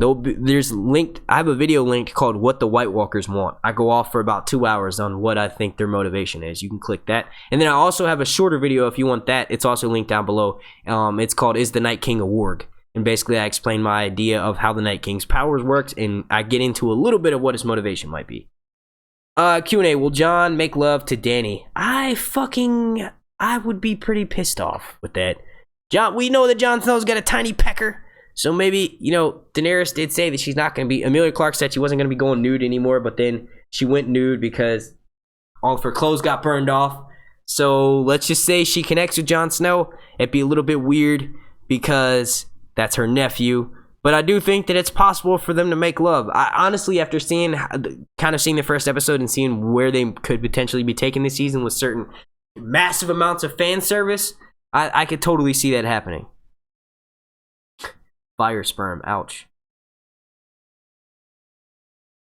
Also cool. Q&A, is it true that when... Oh, I already answered that. Q&A, once the wall is breached / blown the fuck up, how will Benjen play in the... You know what? I thought that there was a little bit of foreshadowing with Benjen, because he said, while I still fight for the side of the living, I'm gonna go, basically kill more White Walkers. What does that mean? Are you gonna get turned, Benjen? I don't know. I do know that I don't really want to talk about that too much, just because that gets into plot leak stuff, and I don't know if the people watching right now really want to get into plot leak stuff. I'm sure the majority of you guys do, but some of them don't, and I don't want to, get into that. But trust me, I'm sure at one of these streams we will talk about the plot leak and compare and contrast between what it said and what happened in the first episode. Q&A, can the Night King control dead sea monsters? That's a good question. I don't know. Who would have a dead sea monster? You think Euron can summon the Kraken? That would be dope. I would love to see Euron summon the fucking Kraken. Release the Kraken! And then like this big fucking octopus comes up and just swallows I was about to say Euron. It just swallows Yara and Theon's ship. It's almost like if you combine Yara and Theon, you get Euron. That's funny. Q&A, will Viserion die? I don't want none of the motherfucking dragons to die, but one of them will. Q&A, do you think we will even get to find out about ancient Valyria, and could it be related to Dragonglass or White Walkers? I hope so. You know, we did see the ruins of ancient Valyria, or we did see the ruins of old Valyria, and everyone pretty much stays away from there because all the fucking stone men, men with grayscale. I mean, I don't know if we have time for it. I know that we should be getting heavy flashbacks from Bran this season. I think we might get a few extra ones that no one had even planned on seeing. I think we might get a turn in Handhall. I don't know if we'll go as far back as the Doom of Valyria. I do know that Sam is at the perfect place to find out knowledge about something like that. I just don't know if we'll have time for it on the TV show.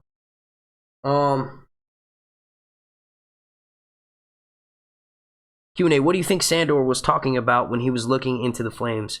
He's talking about going to Eastwatch by the Sea, and I've actually done a video on that. It's linked down below in the description. It's called Jon Snow North of the Wall. The thumbnail has Eastwatch by the Sea with question marks on it. You can click that video if you would like to know my thoughts on that. I don't want to talk about that too much because that gets into the plot leaks.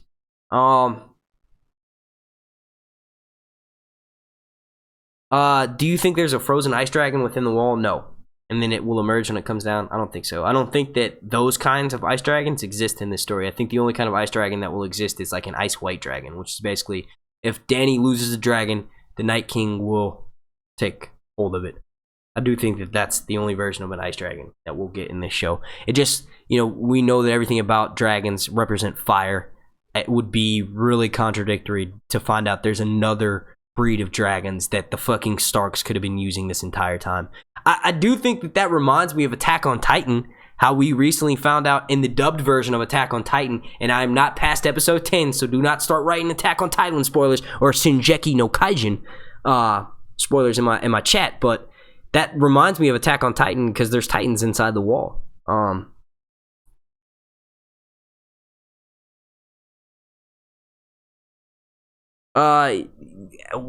Z Whale Yums Q&A, can the Night King warg? Check out my video that I did called Is the Night King a Warg? I honestly think that he is a super advanced version of a green seer. Basically, a warg in the novels is specifically someone who can warg into a dog or a wolf. You know, Bran isn't a warg. Bran can warg into humans, potentially any other kind of animal. We saw him maybe warging ravens in the trailer, so I don't think it's fair to call Bran a warg either. Bran is a green seer. There's really no wargs left in the show. Even the guy, I can't even remember his fucking name, the dude that could warg for Jon Snow's group when they're going to attack the wall. Jon ends up killing him. He wasn't even a warg because he could warg into a bird. Like he transferred his mind into a bird. A warg is specifically someone who can warg into a dog or a sheep. There's a skin changer. He's a skin changer. So Bran is like a combination of the two of those. Bran is like a green seer pretty much. He's quickly becoming that. So do I think that Bran or the Night King is a warg? No, I think he's more advanced than a green seer even because he's able to control the dead. I think it'd be closer to call him a necromancer if you want to go down that path. Will Bran and Theon meet up?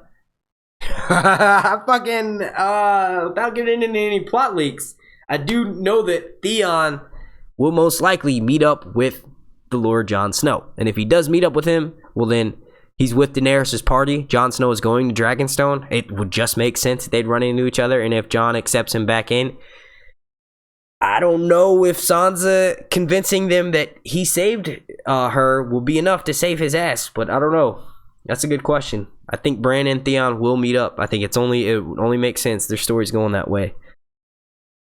What will Euron's gift to Dany be? Ilaria Sand.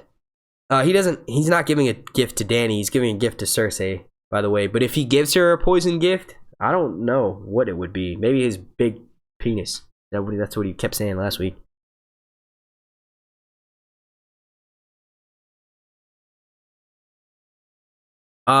Q&A, do the children of the forest exist anymore? No, the last one was killed. She blew herself up. Now I'm not sure if there are other children of the forest. I feel like it would make sense story-wise that all of them were up north with Bloodraven. I don't know if we'll get to see anymore. I think that the last one was killed, on Hold the Door, that episode, last season.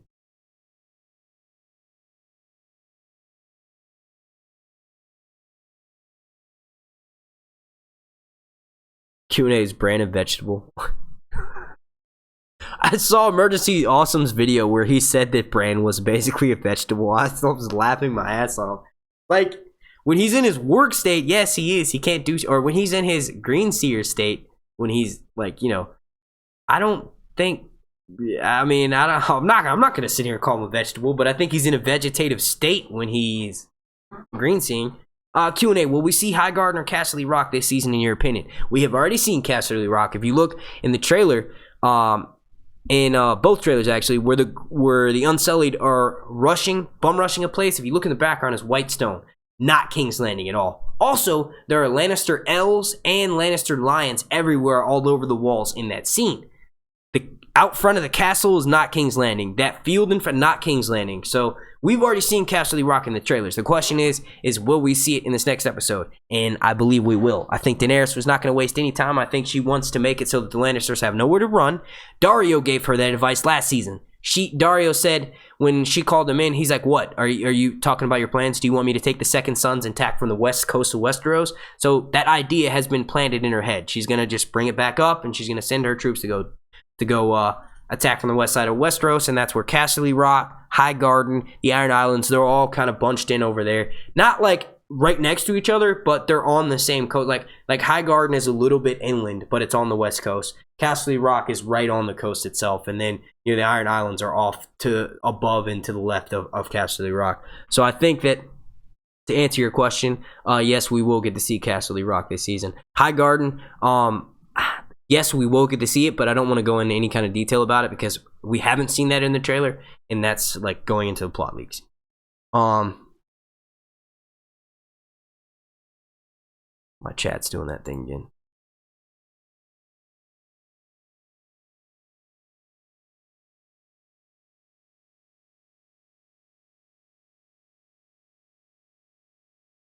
Q&A.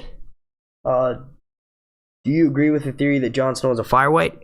Check out the description. There is a video that I called, Is Jon Snow a Firewhite? I want you to go watch that video. That's one of my most recent videos. I will say that I don't think Jon's a Firewhite. I think he's a little bit more special than that. And I go into detail in that in the video.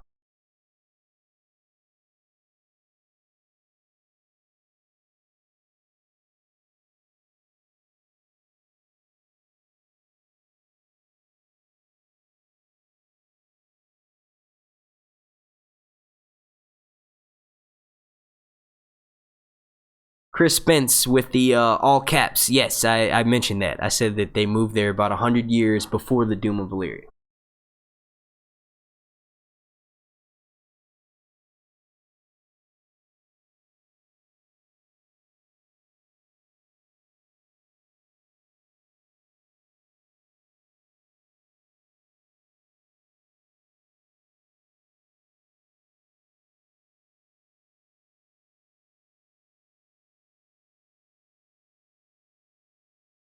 Q&A, did you notice the dead woman being autopsied at the Citadel was the Red Woman? No, that was definitely not Melisandre. I don't even think that was a woman either. I'm pretty sure it was an old dude. All of their organs look fucking putrid, so I think that was an old person. I didn't notice a woman at all. I'll have to rewatch. Q&A, where can I get the plot leaks? Check in my description down below. There's a link to a playlist. I've done 4 videos on the plot leaks directly, and then several live streams on them. So if you want to just straight up like 4 or 5 minute videos and where I break down the whole plot leak, click that link down below in the description. That'll take you to the playlist, and you can watch those videos. Like I said, I think there's about 4 videos in that playlist. Cersei is behind me. I should watch my back, but I also have Daenerys and Tyrion behind me too. Chris Spence, that's in the novels. They're the last of the Children of the Forest. I'm pretty sure were killed off in Bloodraven's cave. Supposedly they're at the Isle of Faces, but I don't think that that's the case. I think that, you know, in the novels, I think we only really see one of them, you know, because we're getting it from Bran's perspective, and he doesn't really leave from underneath there the chapters that we get with him. And I think that there are only like a few that are brought up, so you know there could be more, but who knows.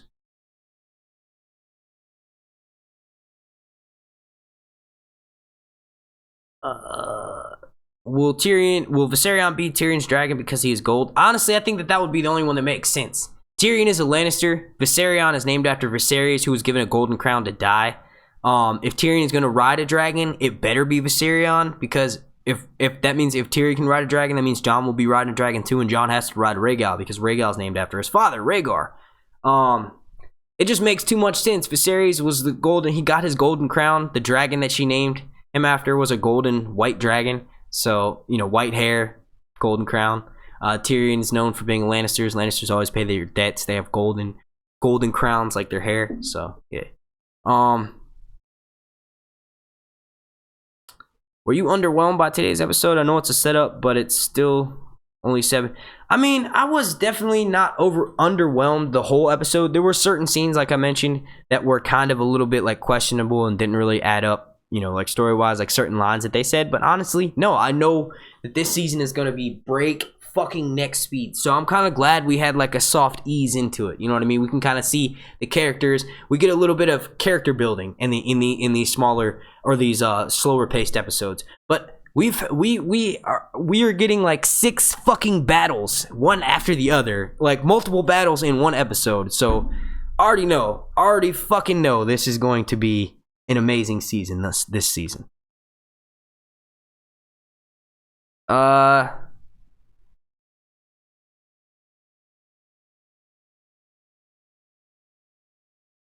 That's an interesting question. Children of the Forest, what the hell? Do they not have sex? I feel at least one lived. Maybe. There's a theory that the Cronogmen, the reason why the Cronogmen are short and they live in the woods and they live the way they do is because they mated with the Children of the Forest. Some people think that the original Night King, some people think that he married a Children of the Forest, like I don't know. Honestly, for the TV show, I think they're all dead. It's just, there's just no time to go and explain like why there were some of them at the Isle of the Faces and explain the importance of the Isle of the Faces, because we know that Howland Reed stayed there for a few months waiting for winter to break before he went to the tourney at Harrenhal. So I don't know. There was one question that I saw right underneath that I really wanted to answer.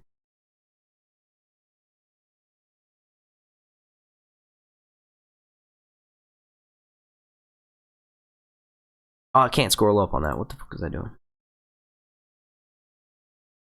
Oh man, my chat is fucking up. What is it doing?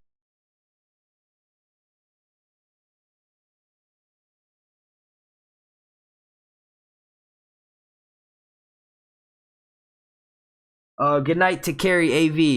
You are welcome. Glad you enjoyed it.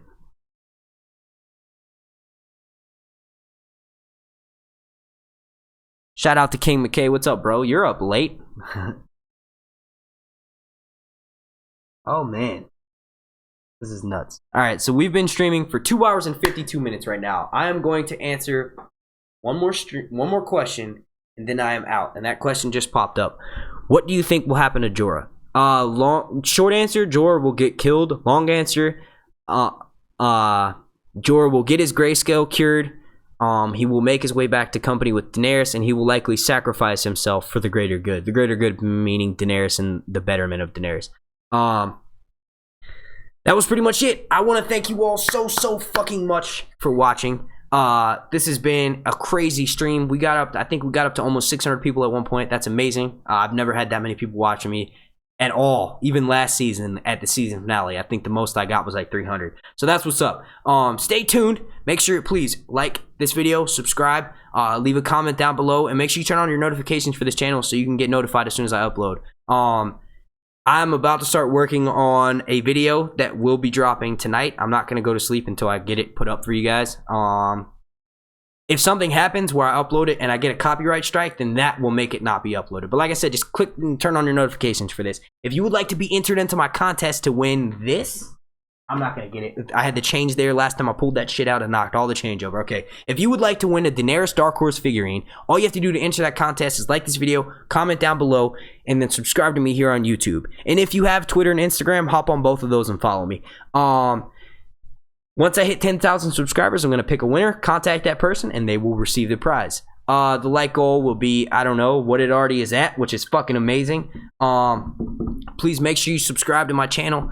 I hope you all enjoyed it. And Game of Thrones is fucking here. We get to look forward to this in another 6 days. Like literally, actually only 5 days because it's pretty much already Monday. I want to thank you all so much for watching. I will be live streaming on this channel maybe at least 2 more times before the next episode comes out, and then I'll be live right after the episode. My name's Mark, and this has been Sir Hunt's Reviews.